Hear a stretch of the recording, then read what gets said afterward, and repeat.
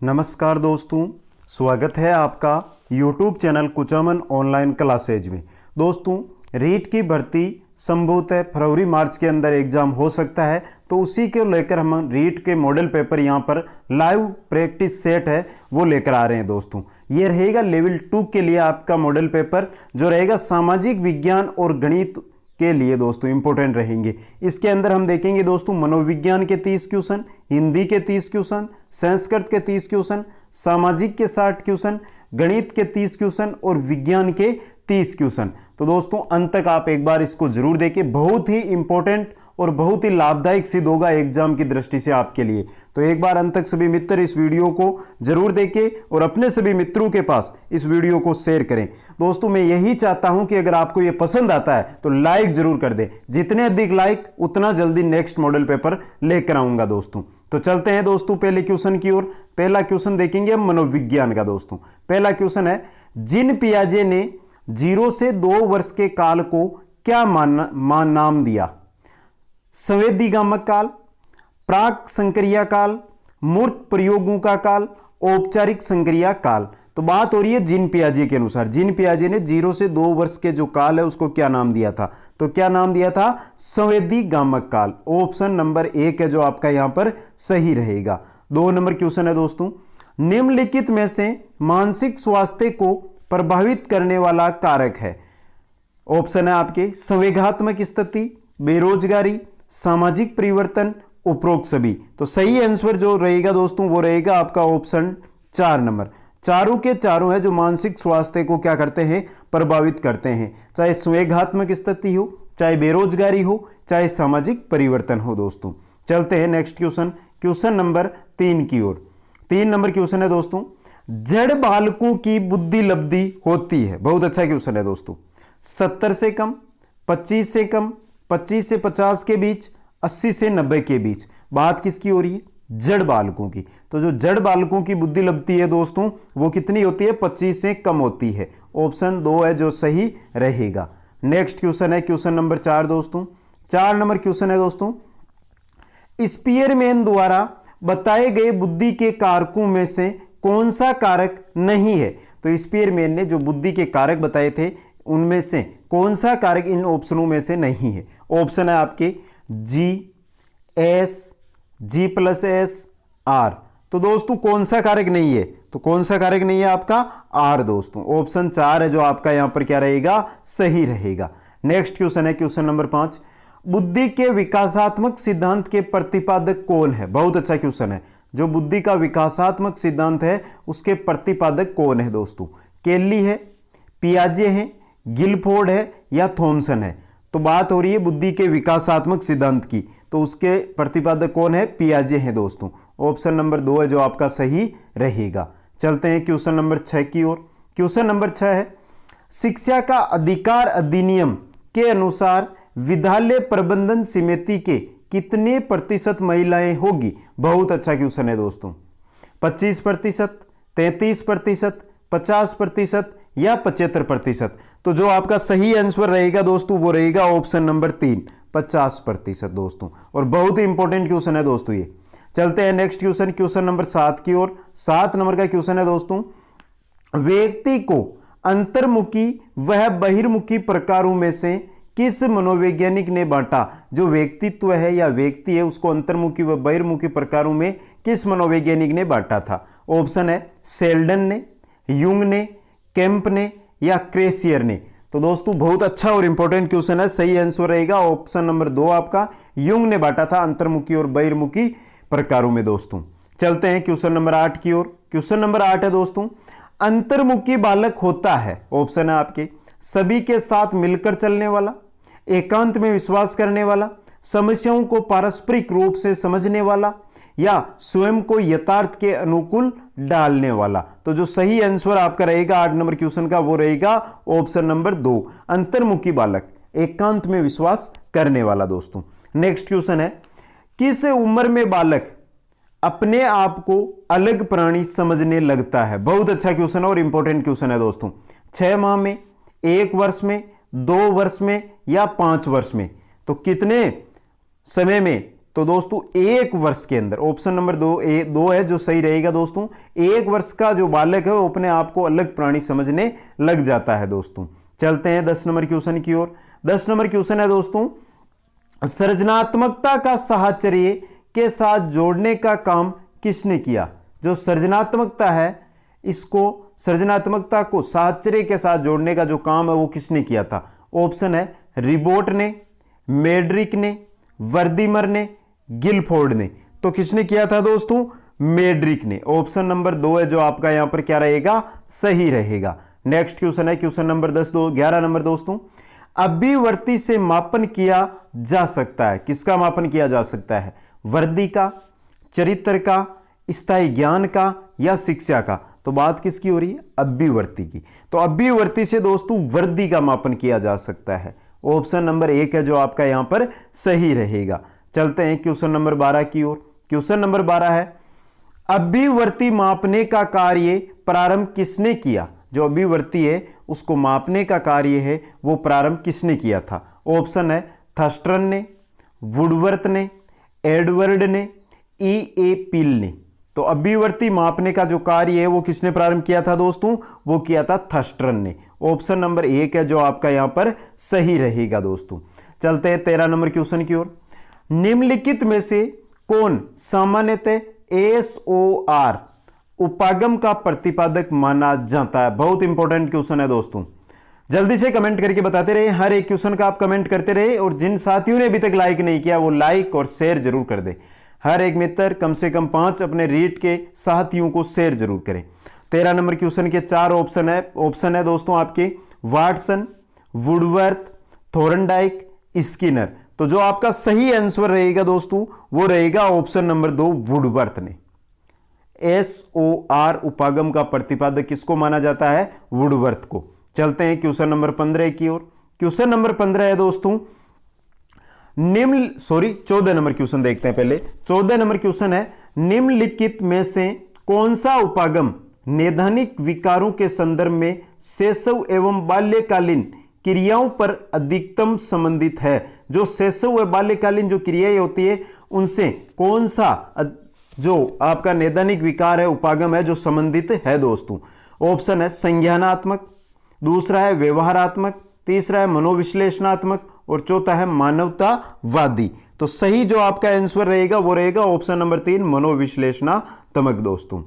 चलते हैं question number 15 की ओर। क्वेश्चन नंबर 15 है दोस्तों, निम्नलिखित में से कौन सा जन्म पूर्व विकास का सही क्रम है? बहुत अच्छा क्वेश्चन है दोस्तों। पूछा क्या है कि निम्नलिखित में से कौन सा है जो जन्म पूर्व विकास का सही क्रम है? ऑप्शन है आपके दोस्तों, बीजावस्था, डिंबावस्था, भ्रूणावस्था। डिंबावस्था, बीजावस्था, भ्रूणावस्था। भ्रूणावस्था, बीजावस्था, डिंबावस्था और डिंबावस्था, भ्रूणावस्था, बीजावस्था। तो जो सही क्रम है दोस्तों वो है आपका 1 नंबर, बीजावस्था, डिंबावस्था और भ्रूणावस्था जन्म से पूर्व विकास का सही क्रम है दोस्तों। चलते हैं क्वेश्चन नंबर 16 की ओर।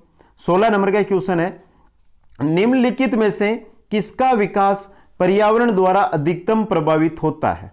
किसका जो विकास है वो पर्यावरण द्वारा अधिकतम प्रभावित होता है?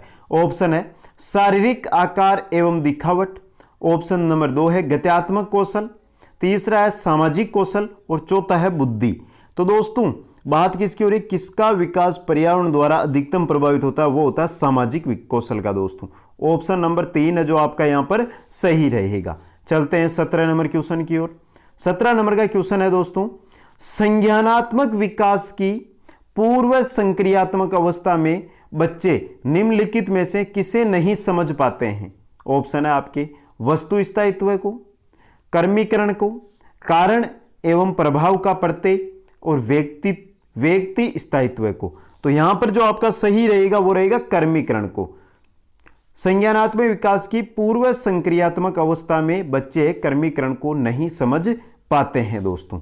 चलते हैं क्वेश्चन नंबर 18 की ओर। 18 नंबर क्वेश्चन है, निम्नलिखित में से कौन सा पियाजे द्वारा प्रतिपादित जैविक अनुकूलन के मूल सिद्धांतों से असंगत है?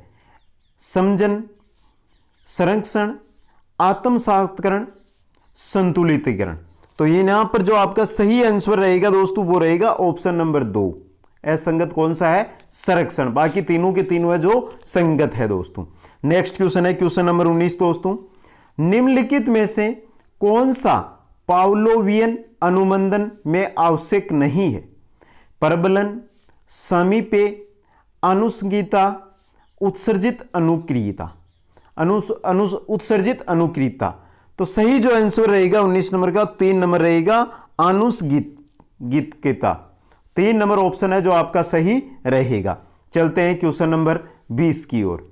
20 नंबर क्वेश्चन है स्किनर के अनुसार भाषा की अव्याप्ति होती है अनुकरण द्वारा, संज्ञानात्मक प्रतिनिधित्व द्वारा, उद्दीपक अनुक्रिया प्रतिमान द्वारा, क्लासिकी अनुमंडन द्वारा। स्किनर के अनुसार भाषा की अव्याप्ति होती है किसके द्वारा होती है दोस्तों?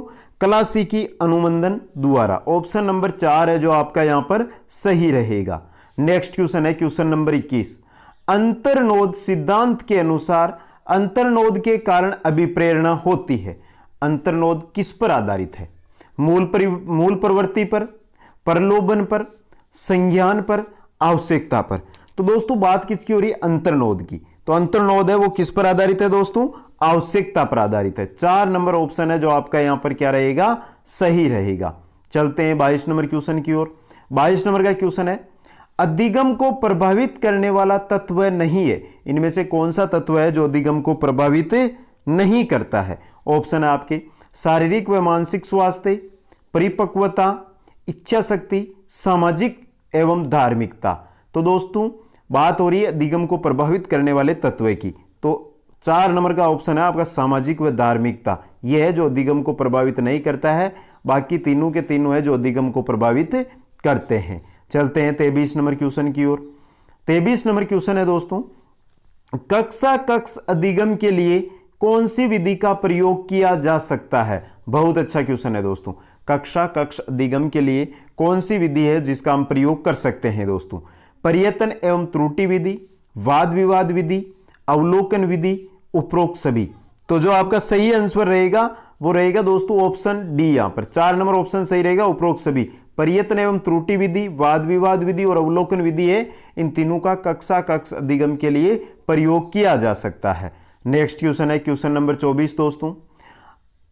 अधिगम की सफलता का मुख्य आधार माना जाता है, क्या माना जाता है दोस्तों? दंड व आरोप, लक्ष्य प्राप्ति की उत्कृष्ट इच्छा, अधिकारी बनने की इच्छा, पुरस्कार एवं प्रशंसा। अधिगम की सफलता का मुख्य आधार माना जाता है। तो अधिगम की सफलता का मुख्य आधार क्या माना जाता है? लक्ष्य प्राप्ति की उत्कृष्ट इच्छा। ऑप्शन नंबर 2 है जो आपका यहां पर क्या रहेगा? सही रहेगा दोस्तों। नेक्स्ट क्वेश्चन है समायोजन नहीं कर पाने का कारण है, क्या कारण है? द्वंद्व है, तनाव है, कुंठा है, उपरोक्त सभी। बहुत अच्छा क्वेश्चन और इंपॉर्टेंट क्वेश्चन है दोस्तों। समायोजन नहीं कर पाने का कारण है तो दोस्तों द्वंद्व भी है, तनाव भी है, कुंठा भी है, मतलब उपरोक्त सभी। 4 नंबर ऑप्शन आपका सही रहेगा। चलते हैं 26 नंबर क्वेश्चन की ओर। 26 नंबर क्वेश्चन है समायोजन की विधियां हैं, कौन सी विधियां जो समायोजन की है? ऑप्शन है प्रतिगमन, उदात्तीकरण, प्रक्षेपण, उपरोक्त सभी। बात हो रही है समायोजन की विधियों की। तो दोस्तों प्रतिगमन भी है, उदात्तीकरण भी है और प्रक्षेपण भी है। तो मतलब 4 नंबर का ऑप्शन है जो आपका यहां पर सही रहेगा दोस्तों। नेक्स्ट क्वेश्चन है क्वेश्चन नंबर 27। 27 नंबर क्वेश्चन है समायोजन मुख्य रूप से क्या है दोस्तों? ऑप्शन है व्यक्ति की आंतरिक शक्तियों पर निर्भर होती है समायोजन, पर्यावरण की अनुकूलता पर निर्भर होती है, 1 व 2 दोनों सही है, इनमें से कोई नहीं। बहुत अच्छा और इंपॉर्टेंट क्वेश्चन है दोस्तों 27 नंबर। और राइट आंसर जो रहेगा आपका वो रहेगा 3 नंबर ऑप्शन, 1 और 2 दोनों सही है। मतलब समायोजन मुख्य रूप से व्यक्ति की आंतरिक शक्तियों पर निर्भर होती है और पर्यावरण की अनुकूलता पर भी निर्भर होती है। नेक्स्ट क्वेश्चन है क्वेश्चन नंबर 28। प्रतिभावान बालकों की पहचान किस प्रकार की जा सकती है? बुद्धि परीक्षा द्वारा, अभिरुचि परीक्षण द्वारा, उपलब्धि परीक्षण द्वारा, उपरोक्त सभी। बात हो रही है प्रतिभावान बालकों की पहचान। तो प्रतिभावान जो बालक होते हैं उनकी पहचान हम बुद्धि परीक्षण द्वारा, बुद्धि परीक्षा द्वारा भी कर सकते हैं, अभिरुचि परीक्षण द्वारा भी कर सकते हैं और उपलब्धि परीक्षण द्वारा भी कर सकते हैं। मतलब 4 नंबर का ऑप्शन आपका उपरोक्त सभी है जो सही रहेगा। नेक्स्ट क्वेश्चन है, निम्नलिखित में से समस्यात्मक बालक कौन है? ऑप्शन है पिछड़े बालक, मंदबुद्धि बालक, चोरी करने वाला बालक, प्रतिभाशाली बालक। बात किसकी हो रही है? समस्यात्मक बालक। तो समस्यात्मक बालक कौन है दोस्तों?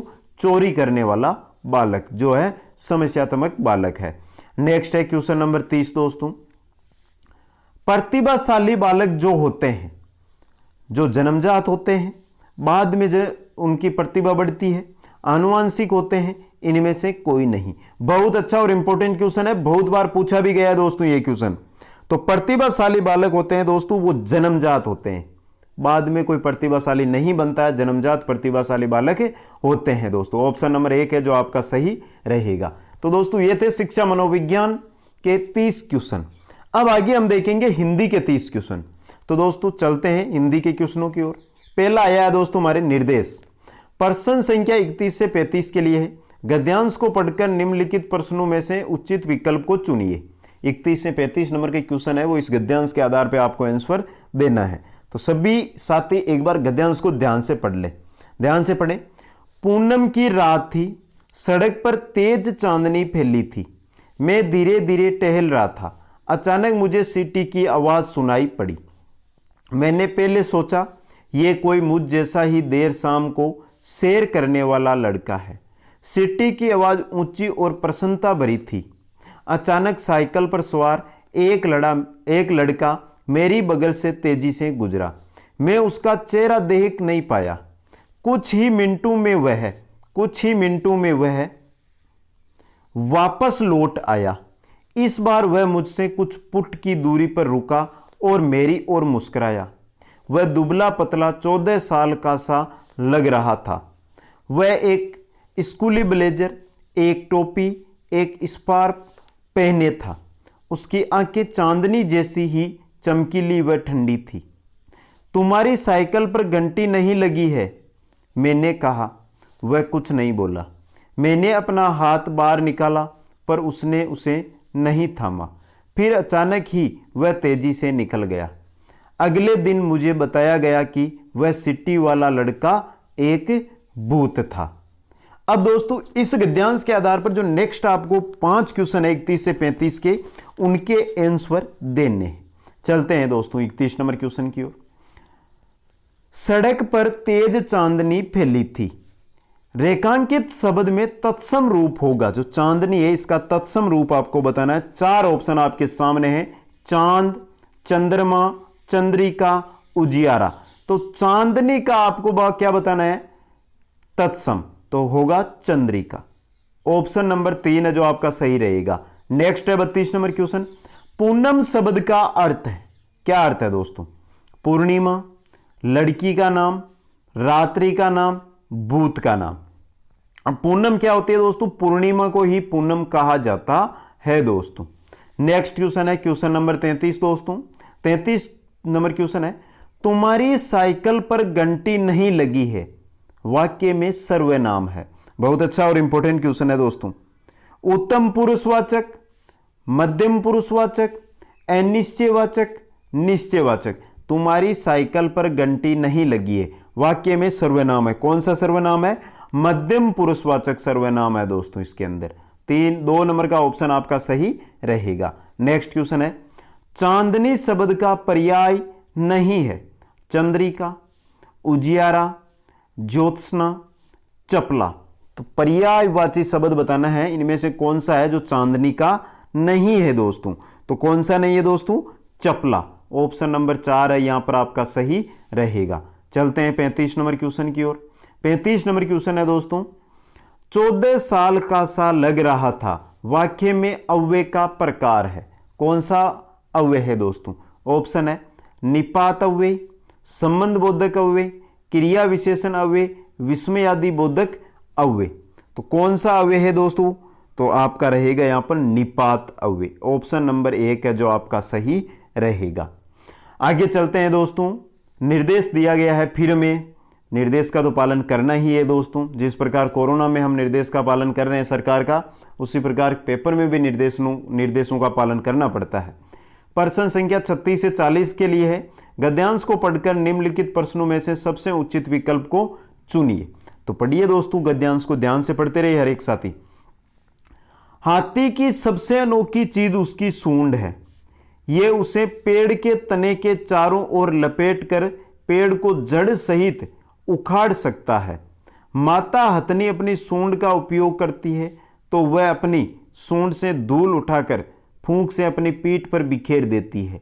मौसम गर्म होने पर वह इसका उपयोग फुहारा स्नान के लिए भी करती है। नेक्स्ट है दोस्तों आगे, काम करते समय इससे भारी लट्ठा उठाकर उसे दूर ले जाती है। हाथी की सूंड मांसपेशियों का पुंज है, किंतु यह बहुत ही कोमल भी है। लड़ाई के समय हाथी अपनी सूंड को मोड़कर एक तरफ हटा लेता है। नेक्स्ट है दोस्तों आगे और दिया गया है, कुछ लोग सोचते हैं कि जैसे हम किसी नली से पानी पीते हैं, हाथी भी वैसे ही अपनी सूंड का उपयोग पानी सुकोड़ने के लिए करता है। यह असत्य है।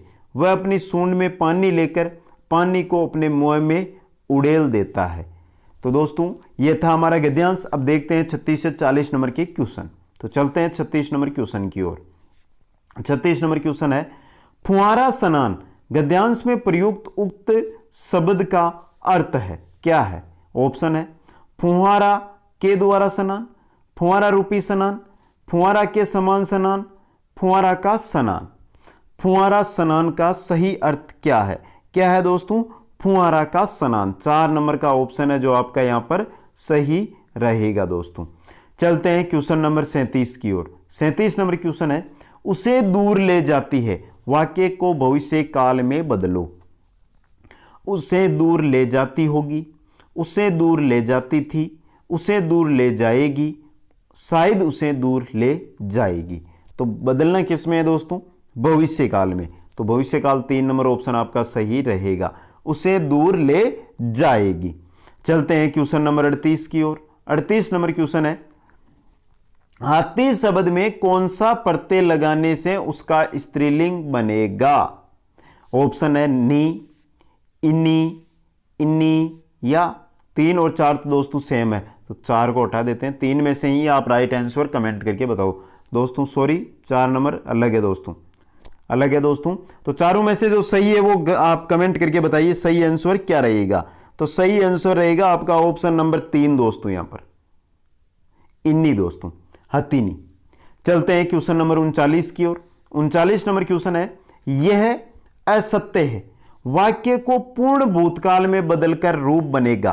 पूर्ण भूतकाल में बदलना है इस वाक्य को।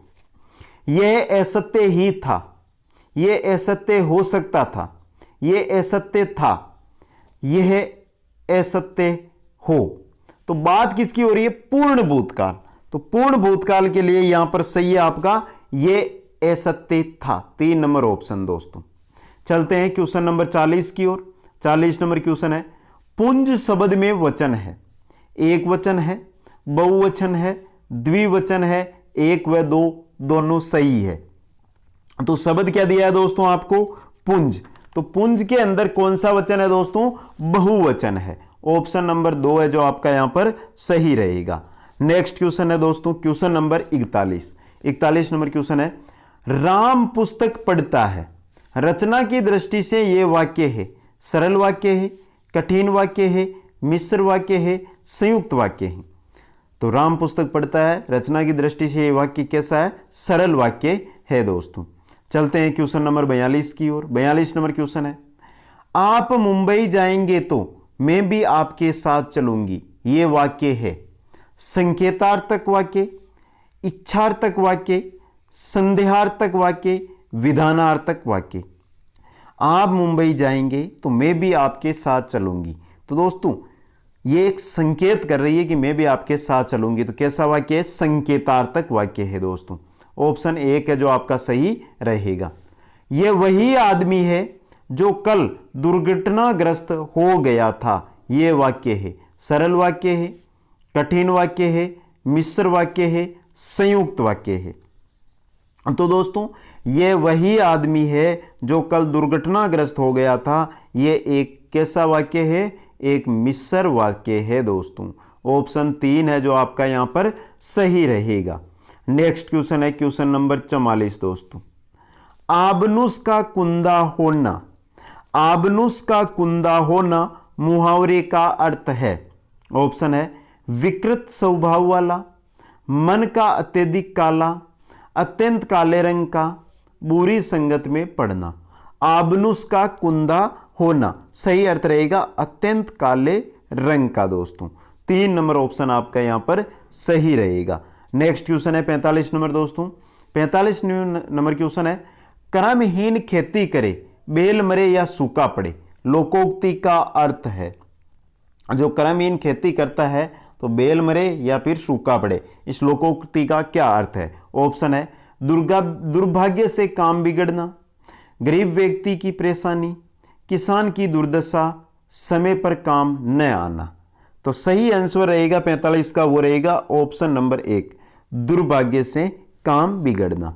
कर्महीन खेती करे बेल मरे या सूखा पड़े, दुर्भाग्य से काम बिगड़ना।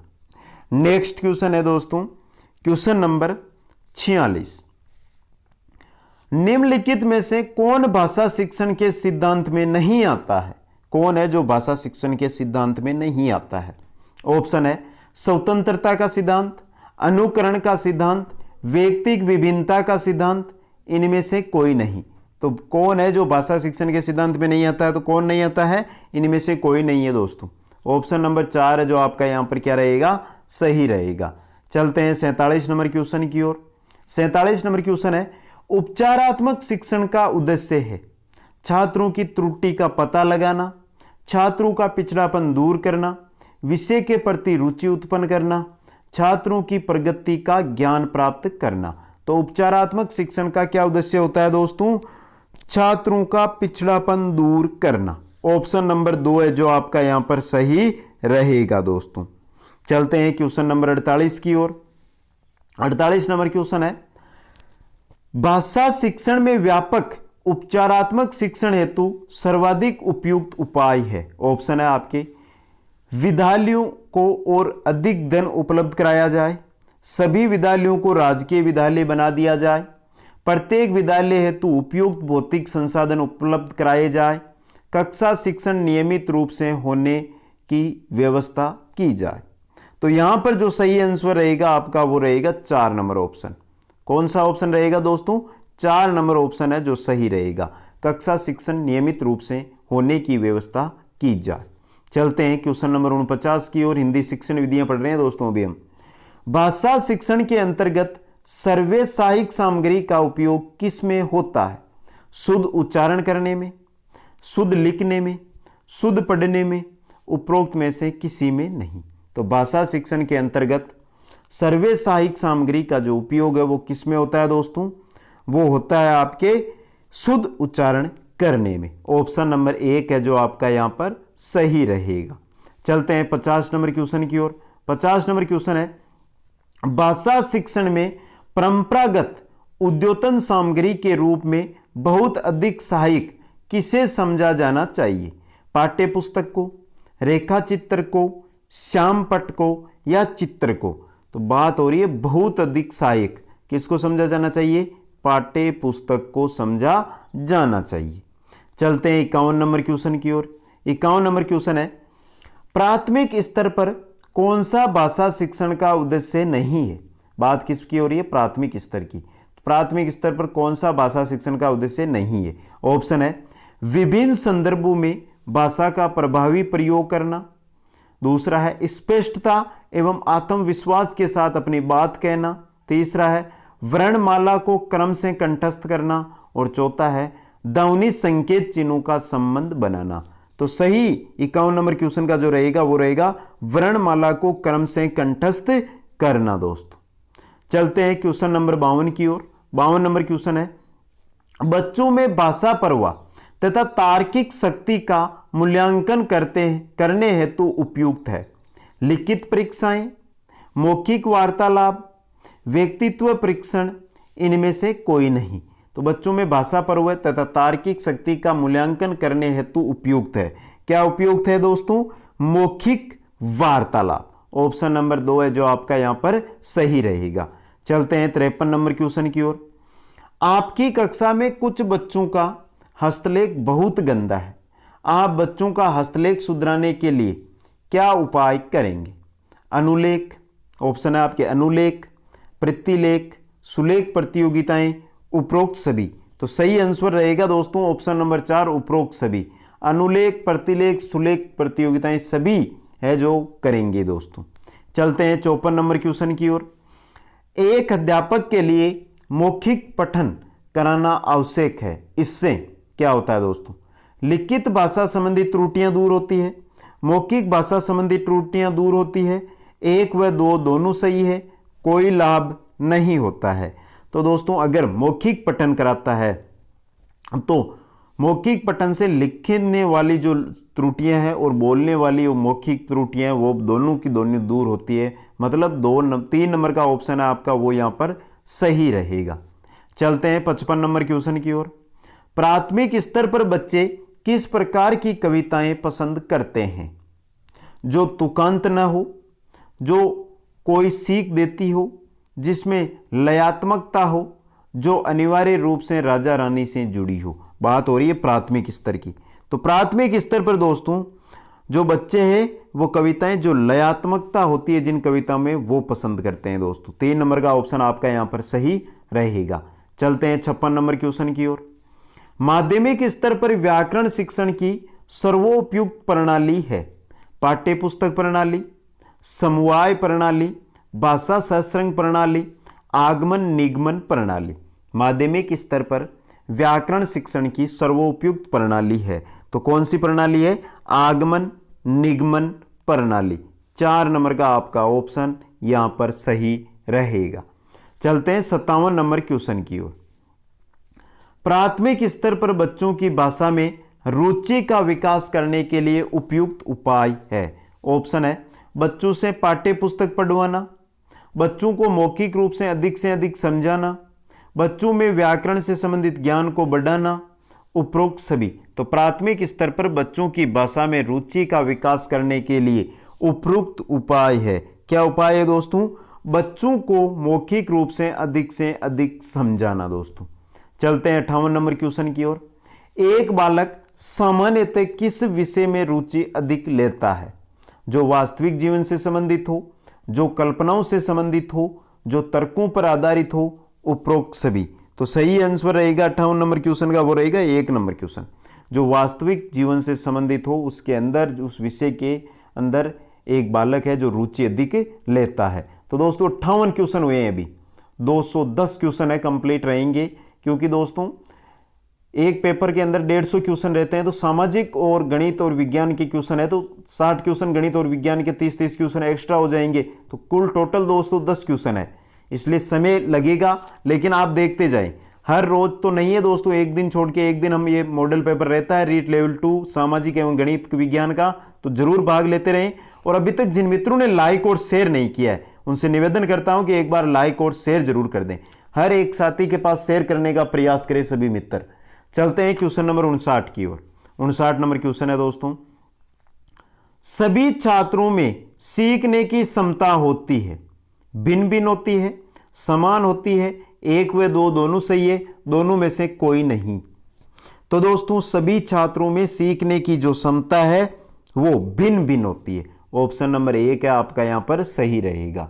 60 नंबर क्वेश्चन है दोस्तों और हिंदी का हमारा लैंग्वेज फेस्ट हिंदी है, हिंदी के अंदर हमारा अंतिम क्वेश्चन है। एक बालक में भाषा अधिग्रहण करते समय सर्वप्रथम प्रयोग होता है भाषा समझ का, ध्वनियों का, निरर्थक शब्दों का, शुद्ध उच्चारण का। तो सही जो आपका आंसर रहेगा वो रहेगा निरर्थक शब्दों का। 3 नंबर ऑप्शन सही रहेगा। तो ये थे हिंदी के क्वेश्चन दोस्तों। अब देखेंगे लैंग्वेज सेकंड के रूप में हम दोस्तों संस्कृत।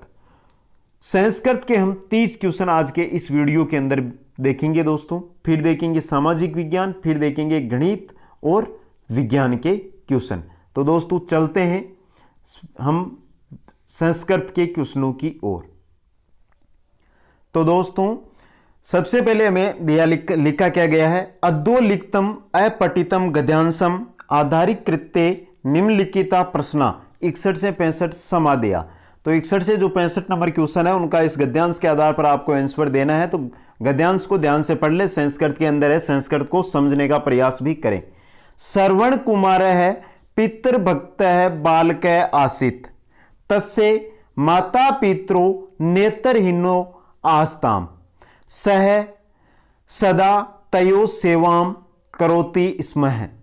एकदा श्रवण से पितरो तम औदताम वत्स आवाम। आगे देखते हैं दोस्तों, तीर्थ यात्रायाम कर्तुम इच्छावाह।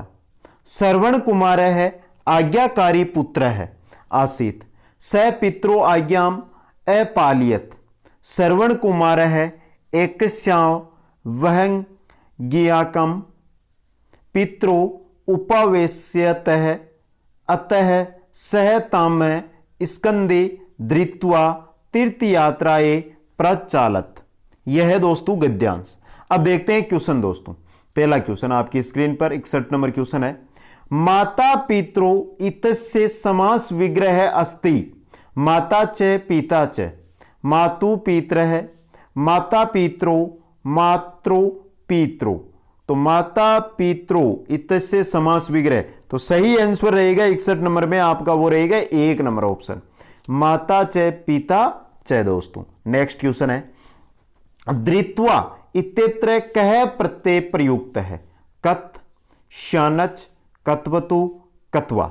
तो सही आंसर रहेगा 62 नंबर का वो रहेगा ऑप्शन नंबर 4 कत्वा प्रत्यय दोस्तों। चलते हैं क्वेश्चन नंबर 63 की ओर। 63 नंबर क्वेश्चन है, तृतीयात्रे इतसे कह विभक्ति। तृतीयात्रे इतसे कह विभक्ति षष्ठी, चतुर्थी, पंचमी, तृतीया। तो सही आंसर रहेगा आपका 2 नंबर ऑप्शन चतुर्थी विभक्ति दोस्तों। नेक्स्ट क्वेश्चन है 64 नंबर, अपालियत इत्यत्र लकार अस्ति। लोट लकार, लट लकार, लंग लकार, लोट लकार, लंग लकार या लंग लकार दोस्तों। तो सही रहेगा 64 नंबर में 4 नंबर लंग लकार दोस्तों। ऑप्शन नंबर 4 है जो सही रहेगा। यहां पर 3 नंबर ऑप्शन में कुछ मिस्टेक हटा देते हैं। क्वेश्चन 3 नंबर ऑप्शन, 3 ऑप्शनों में से 4 नंबर ऑप्शन है जो सही रहेगा।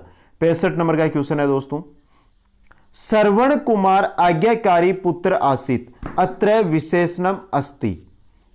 श्रवण कुमार है, पुत्र है, आज्ञाकारी आसित, विशेषण है दोस्तों। तो कौन सा सही रहेगा? आज्ञाकारी। 3 नंबर ऑप्शन आपका यहां पर सही रहेगा।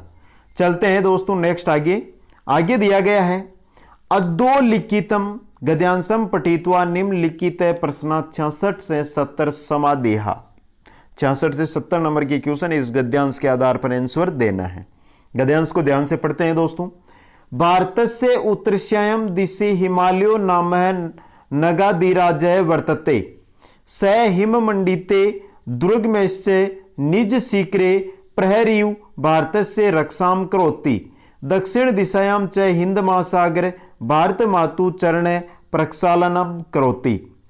भारत देश है कृषि प्रधानोस्ति अस्य जलम अमृत तुल्यम अस्ति यमुनायां जलम पित्रम पवित्रम मन्यते। देखते हैं क्वेश्चन नंबर 66 दोस्तों। दिशि इतस्मिन् पदे के विभक्ति किम वचनम च। षष्ठी एक वचन, द्वितीय एक वचन, सप्तमी द्विवचन, सप्तमी एक वचन। तो सही आंसर रहेगा आपका 4 नंबर ऑप्शन सप्तमी एक वचन दोस्तों। नेक्स्ट क्वेश्चन है क्वेश्चन नंबर 67, प्रहरीव प्रहरीव अत्यत्र संधि विच्छेदम क्रोध। ऑप्शन है पहला प्रहरी प्लस इव, दूसरा है प्रह प्लस रीव, तीसरा है प्रहर प्लस इव और चौथा है प्रह प्लस हरीव। तो सही आंसर 67 का आपका रहेगा ऑप्शन नंबर 1 प्रहरी प्लस इव दोस्तों। चलते हैं क्वेश्चन नंबर 68 की ओर। क्वेश्चन नंबर 68 है पवित्रतमा इत्यत्र है कह प्रत्यय तरप, तहसील, तमप, तव्यत। तो दोस्तों पवित्रतमा इसके अंदर कौन सा प्रत्यय है? तमप प्रत्यय है दोस्तों। 3 नंबर का ऑप्शन आपका सही रहेगा। नेक्स्ट है 69 नंबर क्वेश्चन, अस्त है इति पदम लंग लकारे परिवर्त्यतः अति आसीत स्तः संति। तो सही आंसर रहेगा 69 नंबर क्वेश्चन का 2 नंबर आसीत दोस्तों। देखते हैं क्वेश्चन नंबर 70 दोस्तों। 70 नंबर क्वेश्चन है निर्गतः इत्यत्र कह उपसर्ग है निहि निस नि निर। तो सही आंसर रहेगा 70 नंबर क्वेश्चन का आपके ऑप्शन नंबर 4 नि उपसर्ग है दोस्तों, निर उपसर्ग। तो 70 क्वेश्चन हुए हैं। अभी तक जिन साथियों ने शेयर और लाइक नहीं किया है वो शेयर और लाइक कर दे और कमेंट करके साथ में बताते रहे पेपर कैसा लग रहा है, मॉडल पेपर आपको टेस्ट है ये कैसा लग रहा है दोस्तों। 71 नंबर क्वेश्चन देखते हैं। पचनियम पचनियम इत्यत्र प्रकृति प्रत्यो को। ऑप्शन है वच प्लस अनियर, पा प्लस अनियर, पच प्लस कत्वतु, पच प्लस तुमून। तो 71 नंबर का आपका सही आंसर है वच प्लस अनियर दोस्तों। चलते हैं 72 नंबर क्वेश्चन की ओर। 72 नंबर क्वेश्चन है वाक्यमिदं संशोधयतः बाला दुग्धम पिबामि। वाक्यमिदं संशोधयतः ऑप्शन है बाला दुग्धम पिबति, बालः दुग्धानि पिबन्ति, बालाः दुग्धम पिबन्ति, बालाः दुग्धा पिबन्ति। तो सही आंसर 72 नंबर क्वेश्चन का आपके जो रहेगा वो रहेगा 3 नंबर ऑप्शन दोस्तों, बाला दुग्धम पिबन्ति। नेक्स्ट क्वेश्चन है 73 नंबर। रेखांकित पद है अधिकृते प्रश्न निर्माण करणीयम जना लोभिन है वर्तते। तो जना के अंदर प्रश्न निर्माण करना है दोस्तों। ऑप्शन है आपका के, किम, कस्मिन, कै। तो 74 नंबर क्वेश्चन का सही आंसर 73 नंबर क्वेश्चन का आपके सही आंसर रहेगा ऑप्शन 1 नंबर के। चलते हैं नेक्स्ट क्वेश्चन, क्वेश्चन नंबर 74 की ओर। 74 नंबर क्वेश्चन है रिक्त स्थानम पूर्यत्वा सुक्ति संयोजयत संज्ञा शक्ति कलो। आगे रिक्त स्थान दिया हुआ है तो इसकी पूर्ति करनी है। ऑप्शन है आपके धर्म है, कार्य, युगे, वर्ष। तो सही आंसर रहेगा आपका 3 नंबर ऑप्शन युगे, संज्ञा शक्ति कलो युगे। चलते हैं 75 नंबर क्वेश्चन की ओर। 75 नंबर क्वेश्चन है कवियों में कालिदास श्रेष्ठ है अस्य वाक्य से संस्कृते अनुवादम कुरुत। ऑप्शन है पहला कवि कालिदास श्रेष्ठ है, दूसरा है कवि कालिदास है श्रेष्ठ है, तीसरा है कवियों कालिदास श्रेष्ठ है, चौथा है कविसु कालिदास है श्रेष्ठ है। तो सही आंसर 75 नंबर क्वेश्चन का जो रहेगा वो 4 नंबर का रहेगा दोस्तों, कविसु कालिदास है श्रेष्ठ है। चलते हैं क्वेश्चन नंबर 76 की ओर। 76 नंबर क्वेश्चन है दोस्तों कात्यायन से का संति सूत्राणि वार्तिकानि मंत्राणि परिभाषा सूत्राणि। कात्यायन से का संति। तो सही आंसर ऑप्शन वार्तिकानि, ऑप्शन नंबर 2 रहेगा। नेक्स्ट है इति प्लस आदि, इति प्लस आदि इत्यत्र संधि वर्तते गुण संधि, वर्धि संधि, उपपद संधि, यण संधि। इति प्लस आदि तो यहां पर यण संधि है दोस्तों। 4 नंबर का आपका ऑप्शन है जो यहां पर सही है। नेक्स्ट क्वेश्चन है क्वेश्चन नंबर 78। संस्कृत शिक्षण से उद्देश्यानि सन्ति भारतीय संस्कृते ज्ञानम शुद्ध उच्चारणम स्मरण शक्ति वर्धनम सर्वाणी।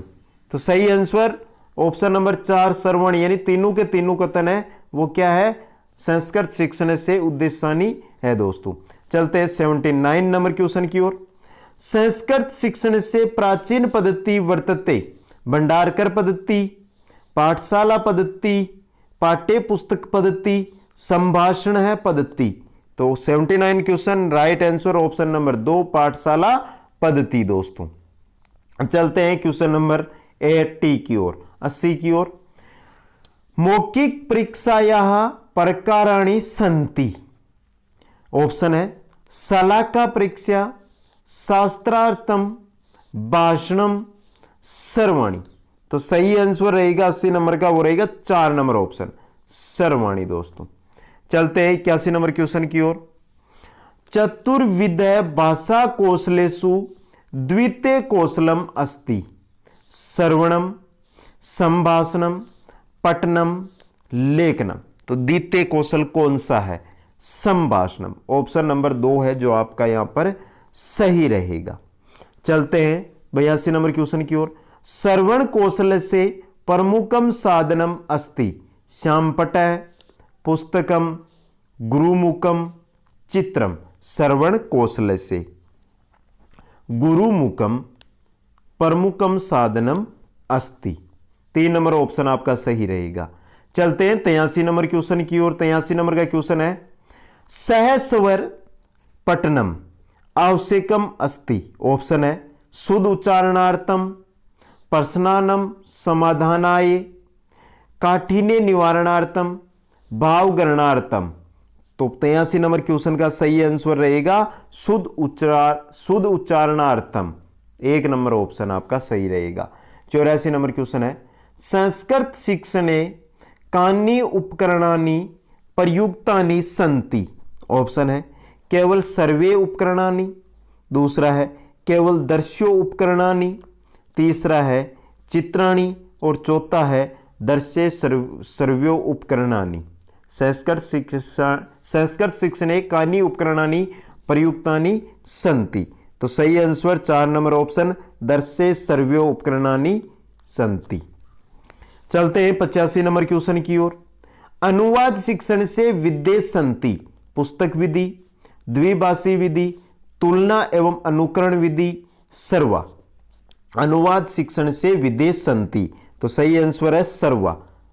तीनों विधियां हैं जो अनुवाद शिक्षण से विद्ये सन्ति।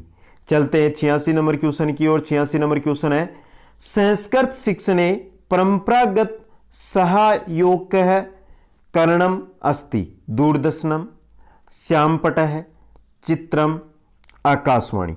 तो सही आंसर रहेगा श्यामपटः। 2 नंबर ऑप्शन। 87 नंबर क्वेश्चन है संस्कृत शिक्षणे अन्वस्य द्वितीय भेदः वर्तते। खंडान्वयन, दंडान्वयन, शब्दान्वय, अर्थान्वय। तो सही आंसर 87 नंबर का रहेगा 3 नंबर ऑप्शन शब्दान्वय। चलते हैं क्वेश्चन नंबर 88 की ओर। संस्कृत भाषायाम सौरा संति। ऑप्शन है ये व रैल है, स है, ए ई उ री, ए म ण न। तो संस्कृत भाषायाम सौरा संति कौन से हैं? ऑप्शन सही रहेगा 88 का 4 नंबर ऑप्शन। यहां पर बात हो रही है सौरा संति। संस्कृत भाषा सौरा संति कौन से स्वर है दोस्तों? तो दोस्तों यहां पर स्वर की बात हो रही है तो स्वर रहेंगे आपके ऑप्शन नंबर 3 दोस्तों। 3 नंबर का ऑप्शन आपका सही रहेगा। चलते हैं 89 नंबर क्वेश्चन की ओर। 89 नंबर क्वेश्चन है संस्कृत भाषा सर्वाधिक समीचीना भाषा कथ्यते। ध्वनि विस्तारक यंत्रार्थम, संगणकार्थम, चित्रार्थम, दूरदर्शनार्थम। तो संस्कृत भाषा सर्वाधिक समीचीना भाषा कथ्यते। सही आंसर रहेगा संगणकार्थम। ऑप्शन नंबर 2 है जो सही रहेगा। चलते हैं 90 नंबर क्वेश्चन की ओर। बुनियादी शिक्षा केन प्रवर्तिता।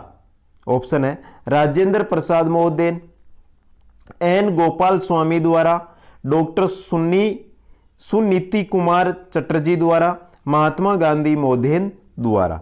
तो सही 90 नंबर क्वेश्चन का जो आंसर रहेगा 2 नंबर क्वेश्चन आंसर रहेगा एन गोपाल स्वामी द्वारा दोस्तों। अब आगे हम देखेंगे दोस्तों 60 क्वेश्चन सामाजिक विज्ञान के क्वेश्चन। साथ में देखेंगे सामाजिक विज्ञान की जो शिक्षण विधियां हैं उनके भी क्वेश्चन। तो चलते हैं 91 नंबर क्वेश्चन की ओर। थोड़ी स्पीड के साथ करेंगे दोस्तों, समय अधिक हो रहा है उसके लिए। 91 नंबर क्वेश्चन है हड़प्पा सभ्यता का पता किसने लगाया। राय बहादुर साहनी ने, आरसी मजूमदार ने, राखलदास बनर्जी ने, मैक्स मूलर ने। तो दोस्तों बात हो रही है हड़प्पा सभ्यता, तो किसने लगाया था पता हड़प्पा सभ्यता का? राय बहादुर साहनी ने। ऑप्शन 1 सही रहेगा। नेक्स्ट है मोहनजोदड़ो का पता लगाया। राय बहादुर साहनी ने, डॉक्टर राय चौधरी ने, राखलदास बनर्जी ने, मैक्स मूलर ने। तो मोहनजोदड़ो है, इसका पता लगाया था राखल दास बनर्जी ने दोस्तों। चलते हैं 93 नंबर क्वेश्चन की ओर। 93 नंबर क्वेश्चन है, मौर्य वंश का अंतिम शासक कौन था? बिंदुसार, अशोक, बृहद्रथ, पुष्यमित्र, सुंग। तो मौर्य वंश का जो अंतिम शासक था वो कौन था दोस्तों? बृहद्रथ। 3 नंबर ऑप्शन आपका सही रहेगा। कनिष्क ने शंख संवत कब प्रचलित किया? 58 ईस्वी में, 68 ईस्वी में, 78 ईस्वी में, 98 ईस्वी में। तो दोस्तों कनिष्क ने शंख संवत है वो 78 ईस्वी में प्रचलित किया था। नेक्स्ट है 95 नंबर क्वेश्चन दोस्तों, गुरु ग्रंथ साहिब का संपादन किसके शासन काल में हुआ? अकबर, शाहजहां, हुमायूं या बाबर? तो 95 नंबर क्वेश्चन का सही आंसर ऑप्शन ए रहेगा, अकबर के काल में, शासन काल में। 96 नंबर क्वेश्चन है, 1857 ईस्वी का स्वतंत्रता संग्राम प्रारंभ हुआ था दिल्ली से, झांसी से, मेरठ से या कानपुर से? तो कहां से हुआ था? मेरठ से दोस्तों। 3 नंबर ऑप्शन आपका है जो सही रहेगा। नेक्स्ट है 97 नंबर क्वेश्चन, हुमायूं नामा किसकी रचना है? अबुल फजल की, अमीर खुसरो की, इसामी की, गुलबदन बेगम की? हुमायूं नामा है जो किसकी रचना है? तो किसकी रचना है दोस्तों? गुलबदन बेगम की। 4 नंबर ऑप्शन आपका सही रहेगा। नेक्स्ट क्वेश्चन है 98 नंबर, प्लासी का युद्ध किस किस के मध्य लड़ा गया? ऑप्शन है, पहला बंगाल के नवाब सिराजुद्दौला और अंग्रेजों के मध्य। दूसरा ऑप्शन है मुगल सम्राट शाह आलम और अंग्रेजों के मध्य। तीसरा है अवध के नवाब शुजा-उद-दौला और अंग्रेजों के मध्य। चौथा ऑप्शन है बंगाल के नवाब मीर कासिम और अंग्रेजों के मध्य। तो 98 नंबर क्वेश्चन का सही आंसर ऑप्शन नंबर 1 रहेगा, बंगाल के नवाब सिराजुद्दौला और अंग्रेजों के मध्य प्लासी का युद्ध लड़ा गया था। चलते हैं क्वेश्चन नंबर 99 की ओर। बुलंद दरवाजा कहां निर्मित है? आगरा में, इलाहाबाद में, अजमेर में, फतेहपुर सीकरी में? तो बुलंद दरवाजा है दोस्तों वो कहां है? फतेहपुर सीकरी में निर्मित है। सूर्य मंदिर कहां स्थित है? माउंट आबू में, खजुराहो में, कोणार्क में, भुवनेश्वर में? बात हो रही है सूर्य मंदिर की। तो सूर्य मंदिर कहां है दोस्तों? कोणार्क में स्थित है। चलते हैं क्वेश्चन नंबर 101 की ओर। 100 क्वेश्चन पूरे हो चुके हैं, अब मात्र 110 क्वेश्चन बचे हैं। तो दोस्तों लगे रहो, शेयर करते रहो, अधिक से अधिक मित्रों को जोड़ते रहो दोस्तों। 101 नंबर क्वेश्चन है, भारत के नियंत्रक व महालेखा परीक्षक की नियुक्ति कौन करता है? राष्ट्रपति, उपराष्ट्रपति, प्रधानमंत्री, लोकसभा अध्यक्ष? तो नियंत्रक वह महालेखा परीक्षक की नियुक्ति कौन करता है? राष्ट्रपति करता है दोस्तों। राज्यसभा की गणपूर्ति कुल सदस्य संख्या का कितना होता है? 1/4 भाग, 1/5 भाग, 1/10 भाग, 1/2 भाग? तो कितना होता है दोस्तों? 1/10 भाग।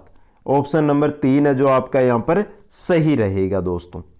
चलते हैं क्वेश्चन नंबर 103 की ओर। मंत्रिपरिषद सामूहिक रूप से उत्तरदायी होती है राष्ट्रपति के प्रति, राज्यसभा के प्रति, मंत्रिपरिषद के प्रति, लोकसभा के प्रति? तो दोस्तों मंत्रिपरिषद होती है ना वो सामूहिक रूप से हमेशा लोकसभा के प्रति उत्तरदायी होती है। 104 नंबर क्वेश्चन है, राष्ट्रपति राज्यसभा के लिए मनोनीत कर सकता है 12 सदस्य, 2 सदस्य, 10 सदस्य, 15 सदस्य? तो बात किसकी हो रही है? राज्यसभा की। किसकी हो रही है? राज्यसभा की। तो दोस्तों राज्यसभा के लिए राष्ट्रपति कितने सदस्य मनोनीत करता है? 12 सदस्य। ऑप्शन 1 सही रहेगा। चलते हैं 105 नंबर क्वेश्चन की ओर। 105 नंबर क्वेश्चन है दोस्तों, नगर प्रमुख का निर्वाचन किया जाता है। ऑप्शन है राज्य सरकार द्वारा, नगर उप प्रमुख द्वारा, जनता द्वारा अप्रत्यक्ष रूप से, जनता द्वारा प्रत्यक्ष रूप से? नगर प्रमुख का निर्वाचन किया जाता है किसके द्वारा किया जाता है? जनता द्वारा प्रत्यक्ष रूप से। 4 नंबर ऑप्शन आपका सही रहेगा। चलते हैं 106 नंबर क्वेश्चन की ओर। धार्मिक आधार पर भारत है क्या है? धार्मिक राज्य, धर्म विरोधी राज्य, पंथ निरपेक्ष राज्य, उपरोक्त में से कोई नहीं? बात हो रही है धार्मिक आधार पर भारत है। तो धार्मिक आधार पर भारत क्या है दोस्तों? पंथ निरपेक्ष राज्य है दोस्तों। चलते हैं 107 नंबर क्वेश्चन की ओर। 107 नंबर क्वेश्चन है, जनसंख्या वृद्धि पर नियंत्रण का सर्वोत्तम उपाय है, क्या है? शिक्षा का प्रचार, उद्योगों का विकास, बेकारी उन्मूलन, परिवार नियोजन। तो जनसंख्या वृद्धि का जो नियंत्रण का सर्वोत्तम उपाय है वो है शिक्षा का प्रचार। 1 नंबर ऑप्शन आपका सही रहेगा। चलते हैं 108 नंबर क्वेश्चन की ओर। भारत में लोहा इस्पात उद्योग का आरंभ हुआ, कब हुआ? 1907 में, 1914 में, 1919 में, 1947 में। तो कब हुआ था? 1907 में लोहा इस्पात उद्योग का आरंभ हुआ था दोस्तों। चलते हैं क्वेश्चन नंबर 109 की ओर। वायुमंडल में कौन सी गैस सूर्य की पराबैंगनी किरणों को सोखती है? Oxygen, ozone, neon, carbon dioxide. तो दोस्तों ओजोन है ना, ये पराबैंगनी किरणें होती है ना सूर्य की, उनको सोखती है। ऑप्शन 2 सही रहेगा। चलते हैं क्वेश्चन नंबर 110 की ओर। क्षेत्रफल की दृष्टि से भारत विश्व में स्थान रखता है तीसरा, पांचवां, सातवां, नौवां। बहुत अच्छा क्वेश्चन है दोस्तों। 7वां स्थान है क्षेत्रफल की दृष्टि से भारत का विश्व में। 3 नंबर ऑप्शन आपका सही है। नेक्स्ट है, भारत का मैनचेस्टर किस राज्य को कहा जाता था? बंगाल को, बंबई को, दिल्ली को या मद्रास को? तो किसको कहा जाता था? मुंबई को दोस्तों। चलते हैं क्वेश्चन नंबर 112 की ओर। सर्वप्रथम किसने 1857 की क्रांति को भारत का प्रथम स्वतंत्रता संग्राम कहा? जवाहरलाल नेहरू ने, विनायक दामोदर राव सावरकर ने, महात्मा गांधी ने, सुभाष चंद्र बोस ने। तो सर्वप्रथम किसने 1857 की क्रांति को भारत का प्रथम स्वतंत्रता संग्राम कहा था? विनायक दामोदर राव सावरकर ने दोस्तों। 2 नंबर ऑप्शन आपका सही रहेगा। चलते हैं 113 नंबर क्वेश्चन की ओर। भारतीय पंचवर्षीय योजनाओं का प्रमुख उद्देश्य है, ऑप्शन है धन व आय का समान वितरण, स्वावलंबन एवं विदेशी सहायता पर निर्भरता कम करना, पिछड़ी जातियों का विकास, निजी क्षेत्र की बढ़ती भूमिका। तो सही ऑप्शन और सही ऑप्शन है आपका 2 नंबर ऑप्शन, स्वावलंबन एवं विदेशी सहायता पर निर्भरता कम करना। चलते 114 नंबर क्वेश्चन की ओर। वर्तमान नगरपालिका प्रशासन का कौन सा कार्य मौर्य काल से जारी है? ऑप्शन है नाप तोल में बाटू का निरीक्षण, दूसरा है वस्तुओं की कीमतें निर्धारित करना, जन्म व मृत्यु का पंजीकरण, शिल्पकारों का संरक्षण। कौन सा कार्य है जो मौर्य काल से जारी है? तो कौन सा है दोस्तों? जन्म एवं मृत्यु का पंजीकरण। 3 नंबर ऑप्शन आपका सही रहेगा। चलते 115 नंबर क्वेश्चन की ओर। जो पर्वत श्रेणी शेष अन्य से भिन्न है वह है Alps, Indies, L Appalachian, Himalaya. तो सही आंसर रहेगा 3 नंबर ऑप्शन आपका अपलेशियन दोस्तों, जो अन्य से भिन्न है। नेक्स्ट क्वेश्चन है 116 नंबर। शक संवत के अनुसार 22 जून तथा 23 जुलाई के मध्य के काल को किस माह के रूप में जाना जाता है? आषाढ़, भाद्र, चैत्र या पौष? तो किस महीने के रूप में जाना जाता है? आषाढ़ के रूप में, 22 जून से 23 जुलाई के मध्य। चलते हैं 117 नंबर क्वेश्चन की ओर। देश में सर्वाधिक अनाज उत्पादक राज्य है पंजाब, उत्तर प्रदेश, बिहार, मध्य प्रदेश। तो क्षेत्रफल में ज्यादा होगा वही सर्वाधिक अनाज उत्पन्न करेगा। तो ऑप्शन नंबर 2 आपका सही रहेगा, उत्तर प्रदेश। 118 नंबर क्वेश्चन है। किस महाद्वीप में एटलस पर्वत स्थित है? Asia, Africa, Australia, Europe? तो सही आंसर रहेगा ऑप्शन नंबर 2, अफ्रीका में है एटलस पर्वत। चलते 119 नंबर क्वेश्चन की ओर। भारत में सर्वाधिक वर्षा किस मानसून से होती है? दक्षिण पूर्वी मानसून से, दक्षिणी पश्चिमी मानसून से, उत्तर पूर्वी मानसून से, उत्तर पश्चिम मानसून से? तो किस मानसून से भारत में सर्वाधिक वर्षा होती है? तो किससे होती है दोस्तों? दक्षिण पश्चिम मानसून से दोस्तों। 120 नंबर क्वेश्चन है दोस्तों हमारा। निम्नलिखित में से कौन सी गैस ग्रीन हाउस प्रभाव के लिए उत्तरदायी है? Chlorine, carbon dioxide, oxygen, hydrogen? तो कौन सी गैस है जो ग्रीन हाउस प्रभाव के लिए उत्तरदायी है? Carbon dioxide. 121 नंबर क्वेश्चन है, भारत के राष्ट्रपति को निर्वाचक मंडल द्वारा अप्रत्यक्ष रूप से चुना जाता है, जिसमें निम्नलिखित में से किसके द्वारा निर्वाचित सदस्य होते हैं? ऑप्शन है आपके, ऑप्शन है लोकसभा, राज्यसभा, लोकसभा और राज्यसभा, लोकसभा, राज्यसभा और राज्य की विधानसभा। तो सही ऑप्शन 121 का 4 नंबर रहेगा। तो राष्ट्रपति का जो चुनाव होता है दोस्तों, उसके अंदर लोकसभा, राज्यसभा और राज्यों की जो विधानसभाएं होती है उनके सदस्य भाग लेते हैं। चलते हैं 122 नंबर क्वेश्चन की ओर। भारत के राष्ट्रपति पद के उम्मीदवार की न्यूनतम आयु कितनी होनी चाहिए? 25 वर्ष, 21 वर्ष, 30 वर्ष या 35 वर्ष? तो कितनी होनी चाहिए दोस्तों? 35 वर्ष होनी चाहिए। ऑप्शन 4 सही रहेगा। पानीपत का युद्ध कब हुआ था? 1520 ईस्वी में, 1526 ईस्वी में, 1556 ईस्वी में, 1605 ईस्वी में। बात किसकी हो रही है? पानीपत के युद्ध की हो रही है। तो पानीपत का जो युद्ध है दोस्तों वो कब हुआ था? 1526 ईस्वी में हुआ था। चलते हैं 124 नंबर क्वेश्चन की ओर। भारतीय संगीत की उत्पत्ति हुई है ऋग्वेद से, सामवेद से, यजुर्वेद से, अथर्ववेद से।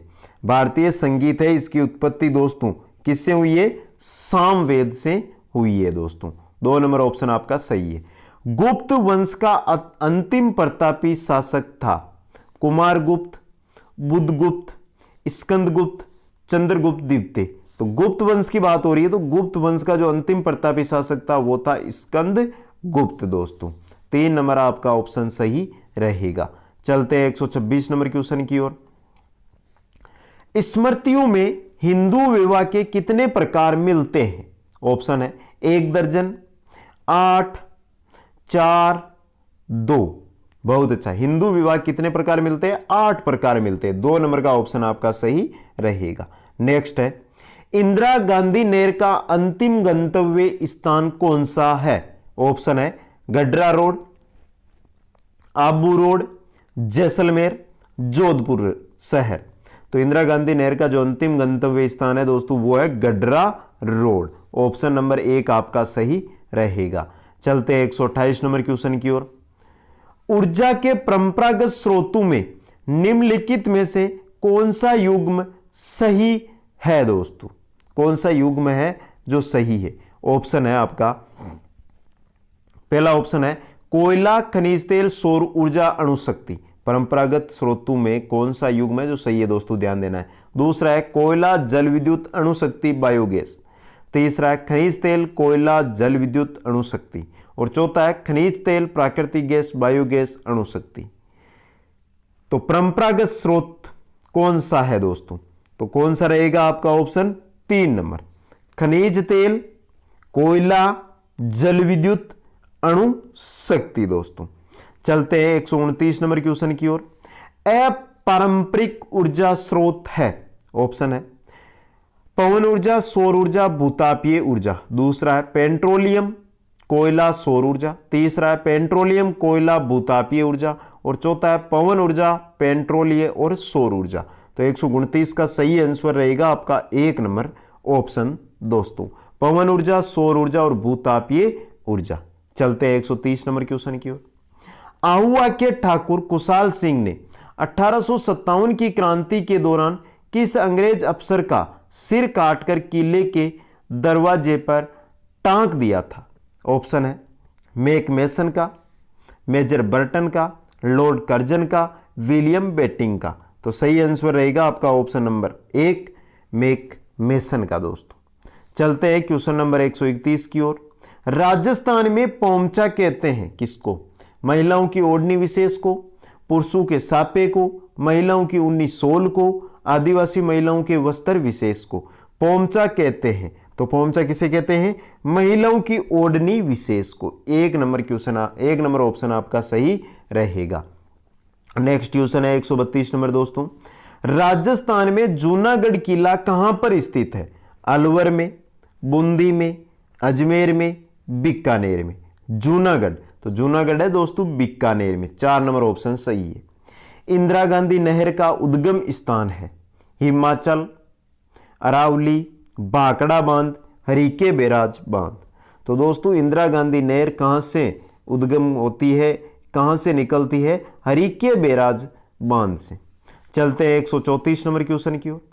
जावर खान किस जिले में है? उदयपुर में, सवाई माधोपुर में, चित्तौड़गढ़ में, राजसमंद में। तो बात किसकी हो रही है? जावर खान की। तो जावर खान उदयपुर में है दोस्तों। नेक्स्ट क्वेश्चन है, राजस्थान में टंगस्टन धातु की खानें निम्न जिलों में है, कहां पर है? उदयपुर व भीलवाड़ा, नागौर व सिरोही, जयपुर व दौसा, चूरू व नागौर। तो सही आंसर रहेगा 2 नंबर ऑप्शन, नागौर व सिरोही में है टंगस्टन धातु की खानें। चलते हैं 136 नंबर क्वेश्चन की ओर।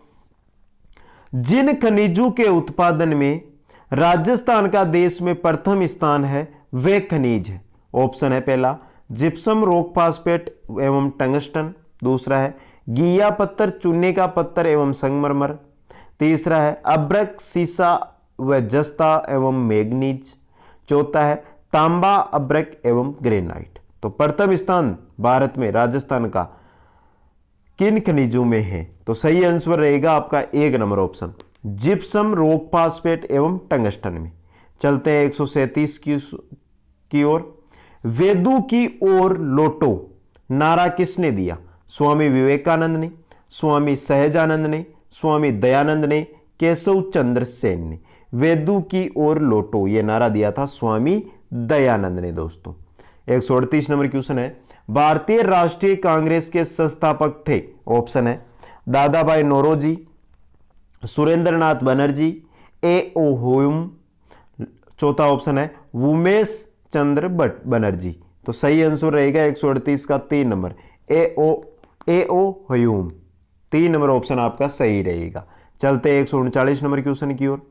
उदयपुर रियासत का राजस्थान संघ में विलय हुआ कब हुआ? 18 मार्च 1948 को, 18 अप्रैल 1948 को, 30 मार्च 1949 को, 30 अप्रैल 1949 को। तो कब विलय हुआ था दोस्तों? 18 अप्रैल 1948 को दोस्तों। बिज्जक की पहाड़ी कौन सी सभ्यता से संबंधित है दोस्तों? कालीबंगा, बेरहाट, आहड़, बालाथल। बात हो रही है बिज्जक की पहाड़ी। तो बिज्जक की पहाड़ी है वो कौन सी सभ्यता से संबंधित है? बेरहाट सभ्यता से संबंधित है दोस्तों। चलते हैं 141 नंबर क्वेश्चन की ओर। 141 नंबर क्वेश्चन है दोस्तों, सामाजिक विज्ञान शिक्षण में मूल्यांकन का क्या लाभ है? ऑप्शन है आपका पहला विद्यार्थियों को यह ज्ञान हो जाता है कि उनमें कितनी योग्यता व किस सीमा तक उन्हें अध्ययन करना है।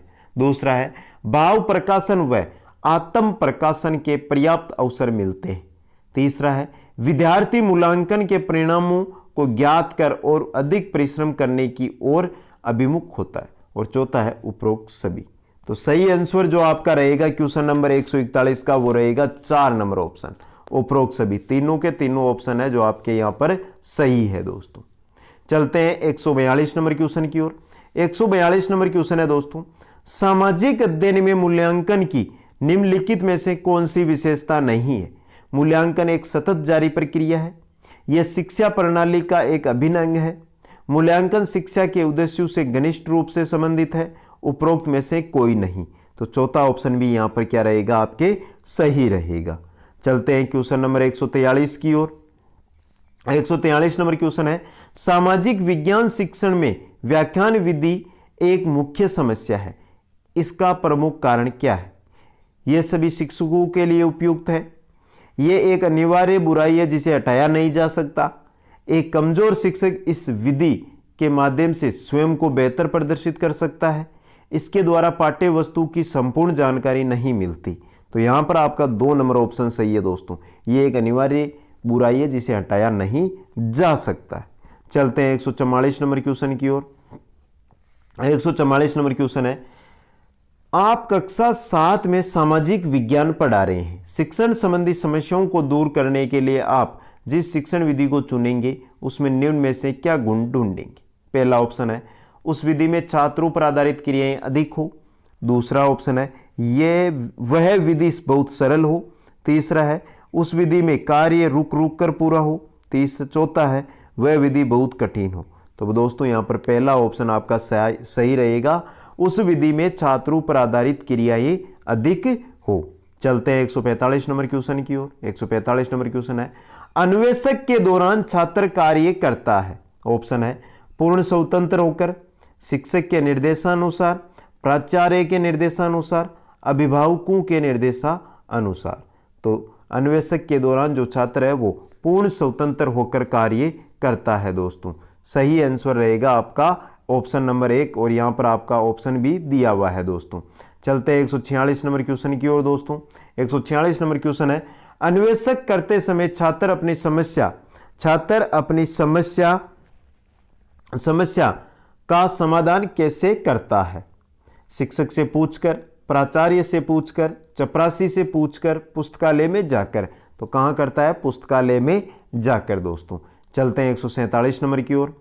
सामाजिक अध्ययन शिक्षण में वाद विवाद पद्धति के माध्यम से छात्रों में किस प्रकार का विकास किया जा सकता है? तो दोस्तों ऑप्शन आपको यहां पर दिए गए हैं, बाय मिस्टेक कुछ क्वेश्चनों के 5-6 क्वेश्चनों के जो ऑप्शन है वो साथ में दिए गए हैं दोस्तों। ऑप्शन है तर्क शक्ति का विकास, समूह के रूप में निर्णय लेने की क्षमता का विकास, गहन चिंतन शैली का विकास। 4 नंबर ऑप्शन सही है, मतलब ये तीनों के तीनों विकास, इन तीनों के द्वारा विकास वाद विवाद पद्धति के माध्यम से छात्रों में किया जा सकता है। चलते हैं क्वेश्चन नंबर 148 की ओर। निम्न में से किसी शिक्षक द्वारा कक्ष में की गई प्रक्रिया नहीं है। कौन सी प्रक्रिया नहीं है दोस्तों?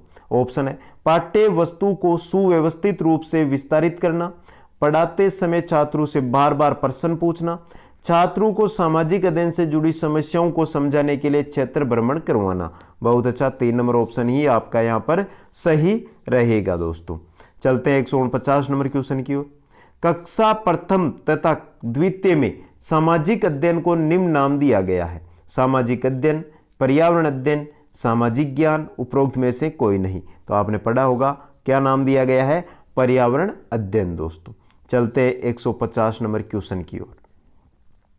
सामाजिक विज्ञान विषय का उद्भव किस सिद्धांत के आधार पर हुआ था? तो ऑप्शन 1 आपका यहां पर सही रहेगा, सामाजिक विज्ञान के विषयों के समन्वित ज्ञान करने हेतु उद्भव हुआ था सामाजिक विज्ञान का दोस्तों।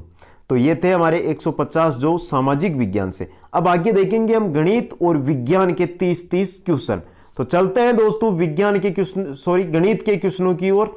दोस्तों विज्ञान के क्वेश्चनों की मैं आपको कुछ सहायता भी करूंगा, जिससे गणित के जो क्वेश्चन है उनकी सहायता भी कर दूंगा, जिससे आप आंसर अगर दिक्कत आ रही है तो निकाल भी सकोगे। और दोस्तों एक आशा चाहता हूं कि अभी तक शेयर नहीं किया तो शेयर कर दो। लंबा वीडियो है लेकिन बेनिफिट फायदा बहुत मिलेगा दोस्तों इस वीडियो से। तो चलते हैं दोस्तों गणित के क्वेश्चनों की ओर। गणित के में क्वेश्चनों की जो संख्या है वापस 91 से शुरू होगी दोस्तों। 91 से 120 गणित, 121 से 150 विज्ञान के क्वेश्चन रहेंगे दोस्तों। तो दोस्तों 91 नंबर हमारा क्वेश्चन है 2⁻³ इंटू 2⁻4 इंटू 2⁻⁻7 का मान होगा। बहुत अच्छा क्वेश्चन है दोस्तों, गुणा के अंदर है। पहले ऑप्शन देख लेते हैं। तो ऑप्शनों से हमें जरूरत नहीं है दोस्तों, मैं सॉल्यूशन दे रहा हूं, ऑप्शन आप देखो, आप कमेंट करके आंसर बताते रहो। गुणा के अंदर संख्या दी गई है तो गाते हैं वो हमेशा जुड़ जाती है। तो 3 + 4 - 7, तो 7 - 7 = 0। तो क्या होगा दोस्तों? 2⁻0 और 2⁻0 का मान क्या होता है? हमेशा 1 होता है। 3 नंबर ऑप्शन आपका है जो यहां पर सही रहेगा दोस्तों। चलते हैं नेक्स्ट क्वेश्चन की ओर। नेक्स्ट क्वेश्चन है 3m² + 9m + 6 का गुणनखंड होगा। तो दोस्तों सबसे पहले हमें दिया गया है 3m² + 9m + 6, तो इसमें से हम 3 कॉमन ले लेंगे। 3 अगर हम कॉमन लेंगे तो m² + 3m + 2 हो जाएगा। फिर हमें क्या करना है दोस्तों? इसके जो गुणनखंड, इसको जो यहां पर बीच में बचेगा 3m, इसको और इसको जो हम टुकड़ों में बांटेंगे तो हमारी संख्या बढ़ जाएगी m² + 2m + m + 2। एक में से m आ जाएगा, एक में से 2 आ जाएंगे और हमारे जो गुणनखंड बनेंगे दोस्तों वो बन जाएंगे यहां पर आपके 3m + 1 m + 2। सिंपल क्वेश्चन है, करिए, आंसर में हो जाएगा दोस्तों। ऑप्शन नंबर 2 है जो यहां पर आपका सही रहेगा। चलते हैं क्वेश्चन नंबर 93 की ओर। 93 नंबर क्वेश्चन है 6⁻x - 2 = 1 है, में x का मान होगा। बहुत सिंपल क्वेश्चन है दोस्तों। 6⁻x - 2, तो दोस्तों यहां पर 1 दिया हुआ है, इसको हम क्या 6⁻0 नहीं लिख सकते? लिख सकते हैं दोस्तों, क्योंकि 6⁻0 का भी मान क्या होता है? क्या होता है दोस्तों, 1 होता है। अब दोस्तों बराबर है तो हम x माइनस 2 बराबर 0 लिख सकते हैं। तो x का मान यहां से क्या आ जाएगा, 2 आ जाएगा। ऑप्शन नंबर 1 आपका सही रहेगा। 94 नंबर क्वेश्चन है आपकी स्क्रीन पे। 4 प्लस एक्स 5 माइनस एक्स बटा 2 प्लस एक्स 7 माइनस एक्स बराबर 1 है, तो x का मान ज्ञात करो। वैसे तो बहुत सिंपल क्वेश्चन है, लेकिन आपको दिक्कत होगी। क्यों होगी उसका भी बता देता हूं। क्योंकि दोस्तों इसको 4 प्लस एक्स और 5 माइनस एक्स को गुणा करके आपको लिखना होगा, 2 प्लस एक्स और 7 माइनस एक्स को आप गुणा करके लिख के बराबर करना होगा। फिर जो ये गुणा है इसको 1 से गुणा करके आमने सामने लेकर आओगे। इसमें जो एक्स स्क्वायर की संख्या आएगी वो आपस में प्लस माइनस होके कट जाएगी और एक्स की संख्या बचेगी, और अंत में जो आपके मान आएगा वो दोस्तों कितना आएगा, इसमें 3/2 आएगा। तो सोल्व कीजिए, इनको गुणा कीजिए आपस में, इसको गुणा कीजिए, इसको 1 से गुणा कीजिए। जो एक्स स्क्वायर की संख्या आएगी वो दोनों इससे दोनों से कट जाएगी, और जो x का मान है आपके वो आ जाएगा 3/2। चलते हैं 95 नंबर क्वेश्चन की ओर। 95 नंबर क्वेश्चन है समीकरण।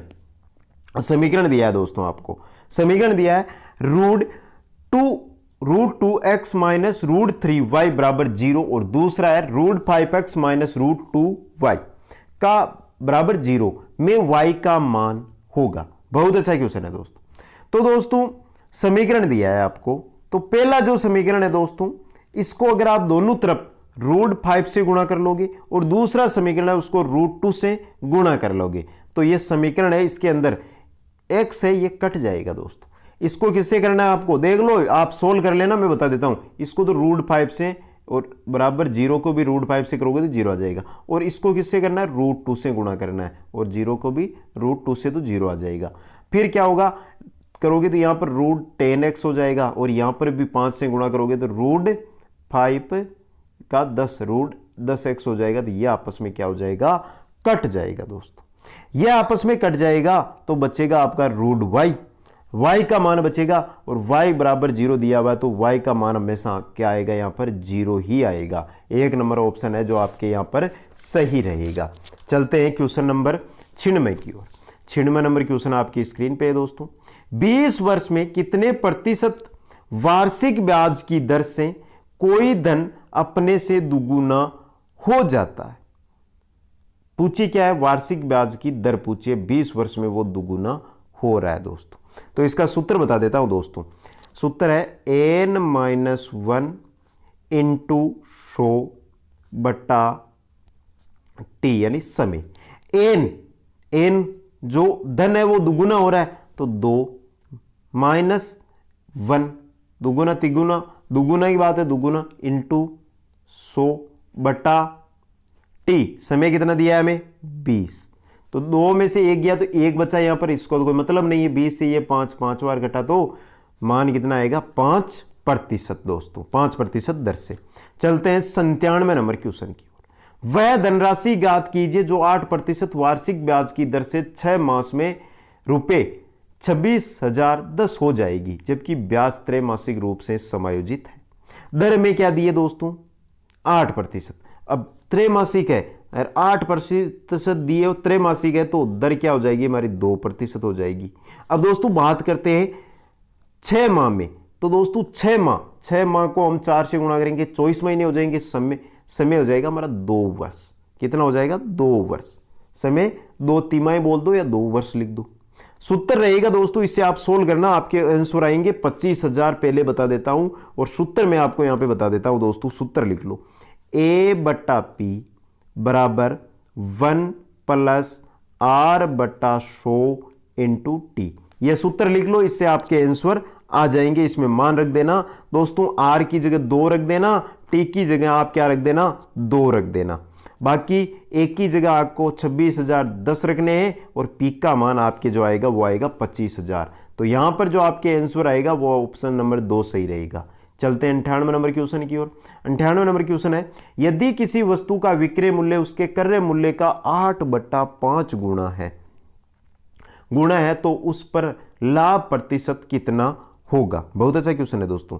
अब यहां पर हम क्रय मूल्य मान लेते हैं x रुपए, तो उसका विक्रय मूल्य क्या हो जाएगा, 8/5x हो जाएगा ना दोस्तों, क्योंकि गुणा है कर्य मूल्य का 8/5 गुणा विक्रय मूल्य है। अब दोस्तों लाभ की बात करें तो 8/5x माइनस x निकालेंगे तो हमारे मान आएगा दोस्तों 3/5x। कितना आएगा? 3/5x आएगा। अब यहां से दोस्तों हमें निकालना क्या है? यहां पर लाभ प्रतिशत।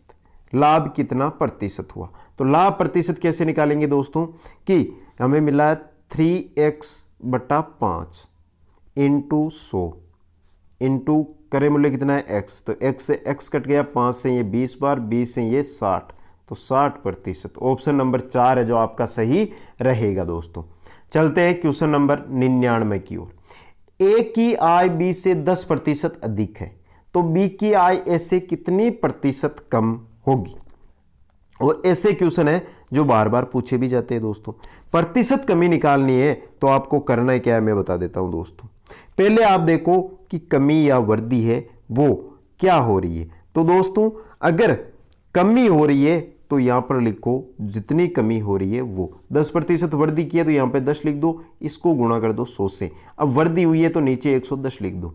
इसका मतलब क्या है दोस्तों? आपको निकालनी क्या है? कमी। तो आपको यहां पर कितनी प्रतिशत कमी वृद्धि हुई है वो लिखना है, नीचे ये लिख देना है, 0 से 0 कट कर देना है, 110 100 में 11 का भाग देना है, आपका मान आ जाएगा दोस्तों 9 सही, 9 बार भाग जाएगा, 1 बचेगा 11, 9 सही 1/11%। तो ऑप्शन नंबर 3 है जो आपका सही रहेगा। चलते हैं क्वेश्चन नंबर 100 की ओर। एक शहर की वर्ष 2002 में आयु वर्ग 0 से 20 में जनसंख्या 1 लाख थी। इस वर्ष में मृतकों की संख्या 250 थी तो शहर की विशिष्ट मृत्यु दर ज्ञात करो। अब विशिष्ट मृत्यु दर कैसे ज्ञात करें? तो विशिष्ट मृत्यु दर ज्ञात करना है तो 250 बट्टा जनसंख्या कितनी है? 1 लाख इंटू 1000, कितना? 1000। तो 3 0 से 3 0, 1 0 से 1 0, तो 2.5%। तो आपका कौन सा ऑप्शन सही रहेगा? ऑप्शन नंबर 2 है जो सही रहेगा। चलते हैं 101 नंबर क्वेश्चन की ओर। 101 नंबर क्वेश्चन है, एबीसीडी एक समचतुर्भुज है जिसकी भुजा AB 4 सेमी है और कोण ABC 120 डिग्री है, तदनुसार उसके विकर्ण BD की लंबाई कितनी होगी? बहुत अच्छा क्वेश्चन है दोस्तों। अगर मैं इसकी संपूर्ण जानकारी दूंगा तो बहुत लंबा हो जाएगा, मैं चित्र बनाकर बता देता हूं आपको, फिर आप उसको निकाल लेना।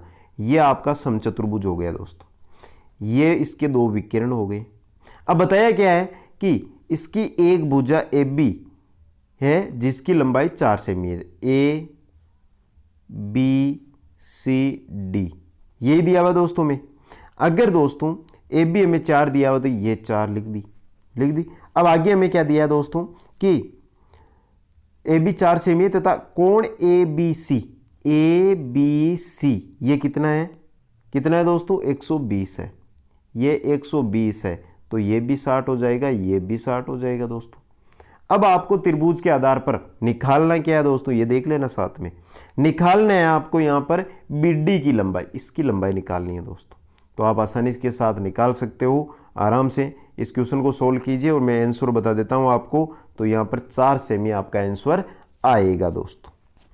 चलते हैं क्वेश्चन नंबर 102 की ओर। 102 है, एक व्यक्ति ने पाया कि उसे एक वर्ताकार मैदान को उसके व्यास के अनुसार पार करने में उसकी परिसीमा पर चलने की तुलना में 30 सेकंड कम लगे। तदनुसार यदि उसकी गति 30 मीटर की रही तो उस वर्ताकार मैदान की त्रिज्या कितनी है? तो दोस्तों बहुत सिंपल क्वेश्चन है। सीधा अगर हम मैदान की जो त्रिज्या है उसको r मीटर माने तो फिर आपको एक मैं सूत्र बता देता हूं जिसमें मान रख लो, आंसर आ जाएगा 2 पाई r बट्टा 30 माइनस 2r बट्टा 30 बराबर 30/60। इसमें मान रख लो r का, सब मान आ जाएगा। r का ज्ञात करना है, पाई का मान रखो, ऑटोमेटिक आपका मान है जो आ जाएगा और मान आएगा आपका 3.5 मीटर। 4 नंबर ऑप्शन आपका सही रहेगा। चलते हैं 103 नंबर क्वेश्चन की ओर। किसी आयताकार क्षेत्र की लंबाई को 50% बढ़ा दिया जाए तथा चौड़ाई को 50% घटा दिया जाए तो जिससे एक नया आयत बन जाए तो नए आयत का क्षेत्रफल क्या होगा? ऐसे क्वेश्चनों को सोल्व करने के लिए सीधा सा तरीका है 50 का स्क्वायर बट्टा 100 मतलब 25%। अब दोस्तों ये 25% कमी होगी या वृद्धि होगी, क्योंकि उसकी लंबाई को तो हमने बढ़ा दिया है और चौड़ाई को घटा दिया है। तो नए आयत की क्षेत्रफल में ये 25% की कमी होगी। ऑप्शन नंबर 4 है जो आपका सही रहेगा। चलते हैं क्वेश्चन नंबर 104 की ओर। एक बेलनाकार बोतल का व्यास 10 सेमी है। यदि उसमें 14 सेमी ऊंचाई तक द्रव्य भरा हो तो द्रव्य का आयतन होगा। बहुत अच्छा क्वेश्चन है। एक बोतल का जो व्यास दिया है ना हमें, व्यास वो कितना है 10 सेमी, तो त्रिज्या कितनी हो जाएगी दोस्तों 5 सेमी हो जाएगी। हाइट कितनी दी है हमें 14 सेमी तक, हाइट दी है हमें 14 सेमी तक द्रव्य भरा है। तो ज्ञात क्या करना है दोस्तों, हमें द्रव्य का आयतन। तो बोतल में भरा है तो बेलन है, तो बेलन का आयतन क्या होता है पाई आर स्क्वायर एच। इसमें मान रख दो, पाई मान आपको पता है 22/7 होता है, आर का मान आर त्रिज्या 5 है तो 5 × 5 हो जाएगी, और एच का हमें चुगदा दिया है, जो आपका आंसर आएगा 1100 घन सेमी। ऑप्शन नंबर 2 सही रहेगा। चलते हैं 105 की ओर। एक घन की भुजा 4 सेमी है, घन का विकिरण होगा। घन की जो भुजा दी है ना दोस्तों, वो कितनी दी है आपको 4 सेमी दी है, और पूछा क्या है घन का विकिरण। तो दोस्तों घन के विकिरण की लंबाई ज्ञात करने का सूत्र होता है L√3। अब दोस्तों यहां पर L आपको कितनी दी हुई है 4 दी हुई है, तो घन की भुजा कितनी हो जाएगी, घन का विकिरण क्या हो जाएगा 4√3। आपका ऑप्शन नंबर 3 है जो सही हो जाएगा। चलते हैं क्वेश्चन नंबर 106 और 1995 अवधि में आय व व्यय को दर्शाते हैं। तो ग्राफ के आधार पर देने, तो ग्राफ देख लेते हैं दोस्तों। वर्ष और आय दी हुई है दोस्तों, इसके अंदर 1995 से 1999 तक की आय और दी गई है। तो दोस्तों इसको देख लीजिए, यह है दोस्तों आय, जो रेड कलर है आय, और जो व्हाइट कलर है यह है आपका व्यय। आगे क्वेश्चन दिया है हमें, वो देख लेते हैं दोस्तों। कितने वर्षों में लाभ समान व अधिकतम था। कितने वर्षों में जो लाभ है वो समान था, वो अधिकतम था दोस्तों। तो देखते हैं दोस्तों कितने वर्षों में। तो दोस्तों यहां पर देखा जाए तो आपका 1996 से 1998 तक वे में 1996 और 98 अर्थात 2 वर्षों में लाभ समान व अधिकतम था। 96 और 98 में यहां पर देखिए दोस्तों, सही है दोस्तों। हाँ 96 और, तो कितने वर्षों में लाभ समान व अधिकतम था, तो कितने वर्षों में था 2 वर्षों में। ऑप्शन नंबर 2 है जो आपका यहां पर सही हो जाएगा। नेक्स्ट है 1995 से 1998 तक वे में कितने प्रतिशत की वृद्धि हुई। 1995 से 1998 में, तो पहले देखते हैं वे। 1995 से 1998 पूछा है, 98 का कितना है दोस्तों, 98 का दिया हुआ है वे हमें 50। कितना दिया हुआ है 50 दिया हुआ है 98 का, और 1995 का कितना दिया हुआ है 1995 का 30, तो 50 - 30 हो गया इंटू 100/30 हो गया दोस्तों। तो 50 में से गया तो 20 बचेगा, यहाँ पर 20 के 0 से 0 3 है, तो 200/3, 200/3 का मान आ जाएगा 66.67%। तो सही जो आंसर रहेगा आपका यहाँ पर वो रहेगा ऑप्शन नंबर 1। चलते हैं क्वेश्चन नंबर 108 की ओर दोस्तों। वर्ग अंतराल में मध्य बिंदु को वर्ग अंतराल का कहते हैं, क्या कहते हैं दोस्तों, क्या कहते हैं वर्ग चिन्ह। ऑप्शन नंबर 3 है जो सही रहेगा। चलते हैं 109 नंबर क्वेश्चन की ओर। बहुत अच्छा क्वेश्चन है दोस्तों, ध्यान से देख लो।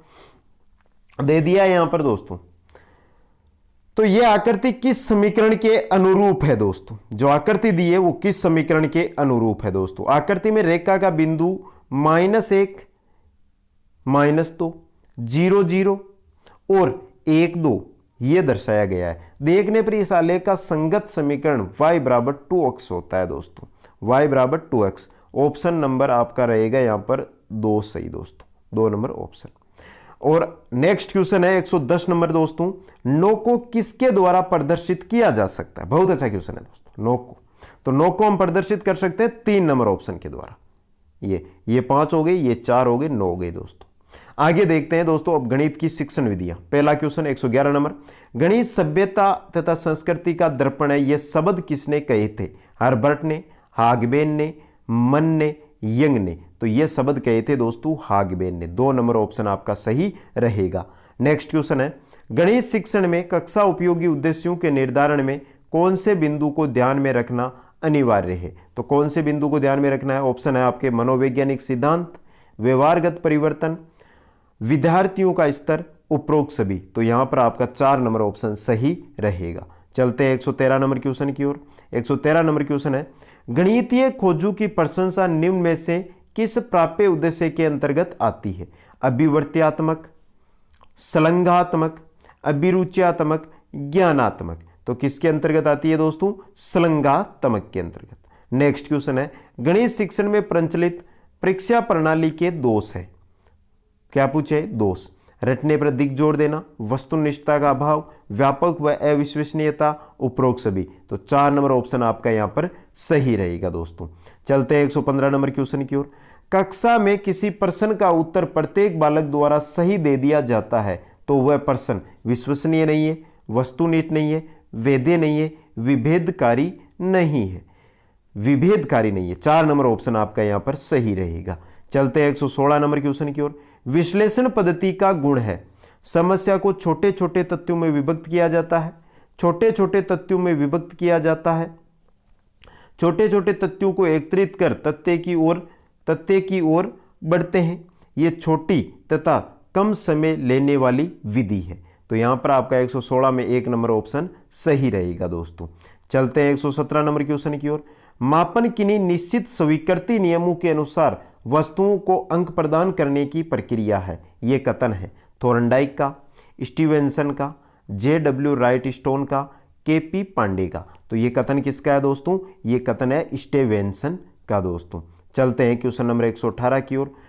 कौन सी विधि की मुख्य उदाहरण यह है कि विषय वस्तु को अकेले बैठकर विचार करने की अपेक्षा समूह में बैठकर सोचना अधिक प्रभावकारी होता है? दल शिक्षण की, अभिक्रमित अधिगम की, मस्तिष्क अवधेलन की, इनमें से कोई नहीं। तो 118 का सही आंसर रहेगा आपके 3 नंबर ऑप्शन मस्तिष्क अवधेलन की। चलते हैं 119 नंबर क्वेश्चन की ओर। 119 नंबर क्वेश्चन है, निम्नलिखित में से कौन सा परियोजना विधि का मुख्य सिद्धांत है? करके सीखना, जीवन से सीखना, विद्यार्थियों के सहयोग एवं साहचर्य से सीखना, रटकर याद करना। तो 119 का 4 नंबर ऑप्शन है जो सिद्धांत का नहीं है दोस्तों, रटकर याद करना। चलते 120 नंबर क्वेश्चन की ओर। विद्यार्थियों में रुचियों, संवेगों तथा मनोवृत्तियों का विकास गणित शिक्षण के किस पक्ष से संबंधित है? ज्ञानात्मक पक्ष, भावात्मक पक्ष, क्रियात्मक पक्ष, इनमें से कोई नहीं। तो 120 का सही आंसर ऑप्शन नंबर 2 रहेगा, भावात्मक पक्ष से। अब आगे देखते हैं दोस्तों हम विज्ञान के 30 क्वेश्चन। चलते हैं 121 नंबर क्वेश्चन की ओर। गति के साथ ही करेंगे दोस्तों, थोड़ी स्पीड बढ़ा लें, जल्दी से कमेंट करते रहें। मनुष्य के दांतों को सूत्रों में भी व्यक्त किया जा सकता है। कौन से सूत्र के द्वारा व्यक्त किया जा सकता है? तो दोस्तों ऑप्शन बोले बगैर मैं आपको आंसर बताता रहूंगा। 1 नंबर रहेगा I/2/2, C11, PM 2/2, M33, 8/2 × 2 = 32। तो 1 नंबर ऑप्शन आपका सही रहेगा। नेक्स्ट क्वेश्चन है 122 नंबर। आयोडीन की कमी से कौन सा रोग होता है? तो आयोडीन की कमी से गलगंड रोग होता है दोस्तों। कार्बोहाइड्रेट का मुख्य स्रोत है, तो कार्बोहाइड्रेट का मुख्य स्रोत होता है दोस्तों गेहूं। नेक्स्ट क्वेश्चन है क्वेश्चन नंबर 124। हंसेन की बीमारी के नाम से जाने जाने वाला रोग है, कौन सा रोग है? कुष्ठ रोग है दोस्तों। सबसे बड़ी कोशिका होती है, शुतुरमुर्ग के अंडे की कोशिका सबसे बड़ी कोशिका होती है। कार्य करने की क्षमता को कहते हैं, क्या कहते हैं दोस्तों? कार्य करने की क्षमता को, कार्य करने की जो क्षमता है उसको ऊर्जा कहा जाता है। चलते हैं 127 नंबर क्वेश्चन की ओर। फारेनहाइट ताप पैमाना एवं सेल्सियस ताप पैमाना किस ताप पर समान रहता है? तो किस ताप पर रहता है? -40 डिग्री सेल्सियस पर। चलते हैं क्वेश्चन नंबर 128 की ओर। वर्ताकार गति का उदाहरण है, तो वर्ताकार गति का है घड़ी की सुई की गति, वर्ताकार गति का उदाहरण है। चलते हैं 129 नंबर क्वेश्चन की ओर। आइंस्टीन का ऊर्जा का समीकरण है E = mc²। नेक्स्ट है जब एक चकती को जिसके केंद्र पर एक वर्ताकार छिद्र होता है गर्म किया जाता है तब क्या होता है दोस्तों? तब होता है वर्ताकार छिद्र का जो व्यास है वो हमेशा क्या होता है, जो छिद्र होता है ना इसका जो व्यास है ना ये बड़ा हो जाता है दोस्तों। तारों की दूरियों, नेक्स्ट है 131 नंबर। तारों की दूरियों को व्यक्त करते हैं, तारों की दूरियां उनको व्यक्त किससे करते हैं, प्रकाश वर्ष के द्वारा। टाइल का रासायनिक सूत्र है, तो टाइल है दोस्तों, इसका रासायनिक सूत्र होता है Al2O3 2CiO3 2H2O दोस्तों। 4 नंबर ऑप्शन सही रहेगा। सलवटे रहित वस्त्र बनाने में उपयोगी है, सलवटे रहित अगर आपको वस्त्र बनाना है उसके लिए पॉलिस्टर काम में लेना होगा। चलते हैं 134 नंबर क्वेश्चन की ओर। चतुर्थ पीढ़ी का कंप्यूटर है, चतुर्थ पीढ़ी के कंप्यूटर की बात हो रही है, तो चतुर्थ पीढ़ी का कंप्यूटर है व्यक्तिगत कंप्यूटर। पॉलिस्टर का व्यवसायिक नाम है, तो पॉलिस्टर का व्यवसायिक नाम होता है दोस्तों टेरिन। ऑप्शन नंबर 2 है जो सही रहेगा। चलते हैं 136 नंबर क्वेश्चन की ओर। सबसे अधिक विद्युत ऋणता वाला तत्व है, सबसे अधिक विद्युत ऋणता की बात हो रही है, तो कौन सा तत्व है, फ्लोरीन है दोस्तों। किसी तत्व के दो समस्थानिकों के नाभिकों में अवश्य है, किसी तत्व के दो समस्थानिकों के नाभिकों में अवश्य है, क्या है दोस्तों, प्रोटॉनों की समान संख्या दोस्तों। चलते हैं 138 की ओर। 2KiAq प्लस Cl2s बराबर 2KClAq प्लस I2s। उपयुक्त अभिक्रिया में, उपयुक्त अभिक्रिया में ऋणीय मूलक का विस्थापन हुआ है, किसका हुआ है, ऋणीय मूलक का विस्थापन हुआ है दोस्तों। चलते हैं 139 की ओर। बेंजीन का सूत्र होता है C6H6। ऑप्शन नंबर 1 सही रहेगा। 140 नंबर है, किसी तत्व की ऑक्सीजन के साथ क्रिया से बने यौगिक को कहते हैं, क्या कहते हैं दोस्तों, ऑक्साइड। चलते हैं क्वेश्चन नंबर 141 की ओर। विज्ञान शिक्षण में विज्ञान मेला एवं प्रदर्शनी हेतु आवश्यक प्रवृत्ति है अभिरुचि का विकास दोस्तों। चलते हैं 142 की ओर। 142 है, विज्ञान शिक्षण में आवश्यकता अनुरूप वस्तु यंत्रों एवं उपकरणों का चुनाव करना किस उद्देश्य की पूर्ति करता है, तो किस उद्देश्य की पूर्ति करता है, अवबोधन की दोस्तों। विज्ञान में प्रोजेक्ट विधि किस पर आधारित है, किस पर आधारित है, प्रयोजनवाद पर आधारित है दोस्तों। चलते हैं 144 की ओर। विज्ञान विषय द्वारा मानव समाज के विचार एवं जीवन को प्रभावित करने वाले क्षेत्र हैं, तो कौन से क्षेत्र है दोस्तों, सभी है दोस्तों। कृषि एवं उद्योग भी है, इतिहास संस्कृति सभ्यता भी है, चिकित्सा एवं शिक्षा भी है, मतलब 4 नंबर ऑप्शन है जो आपका यहाँ पर सही रहेगा। चलते हैं 145 की ओर। 145 नंबर है, निम्न में से विज्ञान क्लब के गठन का उद्देश्य है, विज्ञान क्लब का गठन, तो चारों ही है दोस्तों।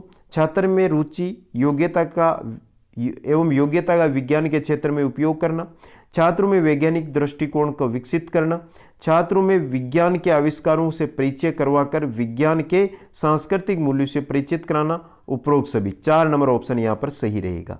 चलते हैं 146 की ओर। 146 नंबर क्वेश्चन है, विज्ञान शिक्षण का क्षेत्र है रसायन विज्ञान, जीव विज्ञान, भौतिक विज्ञान, उपरोक्त सभी, तो 4 नंबर ऑप्शन रहेगा क्योंकि ये तीनों के तीनों विज्ञान शिक्षण का क्षेत्र है। निम्न में से अभिक्रमित अनुदेशन विधि के जन्मदाता है B.F. स्किनर दोस्तों। अभिक्रमित अनुदेशन विधि के जन्मदाता B.F. स्किनर है। चलते हैं 148 की ओर। निम्न में से किस विधि के प्रयोग से त्रुटिपूर्ण निर्णय की संभावना बनी रहती है, योजना, प्रयोगशाला, अन्वेषण या उपयुक्त विधि, तो सही आंसर रहेगा आपका अन्वेषण विधि से दोस्तों। चलते हैं 149 की ओर। पाठ्य पुस्तक विधि द्वारा होता है, क्या होता है दोस्तों, रटकर याद करने की पद्धति का विकास भी होता है, दोषपूर्ण ज्ञान भी होता है, परीक्षा के समय ही अध्ययन होता है, मतलब उपरोक्त सभी। 4 नंबर ऑप्शन आपका सही रहेगा। 150 नंबर का क्वेश्चन है और आज का हमारा इस टेस्ट का अंतिम क्वेश्चन है, प्राथमिक विद्यालय में विज्ञान संग्रहालय बनाने का सबसे प्रमुख उद्देश्य होता है, तो वो होता है दोस्तों विद्यार्थियों में अवलोकन तथा संग्रह करने की आदत का विकास करना। तो दोस्तों यह था हमारा रेट सामाजिक विज्ञान, गणित और विज्ञान के लिए मॉडल पेपर। कैसा लगा कमेंट करके जरूर बताएं और अपने मित्रों के साथ शेयर करें। पहली बार चैनल पर आए हो चैनल को सब्सक्राइब कर ले, वीडियो को लाइक जरूर कर दें। आप सभी को बहुत बहुत धन्यवाद। जय हिंद, जय भारत।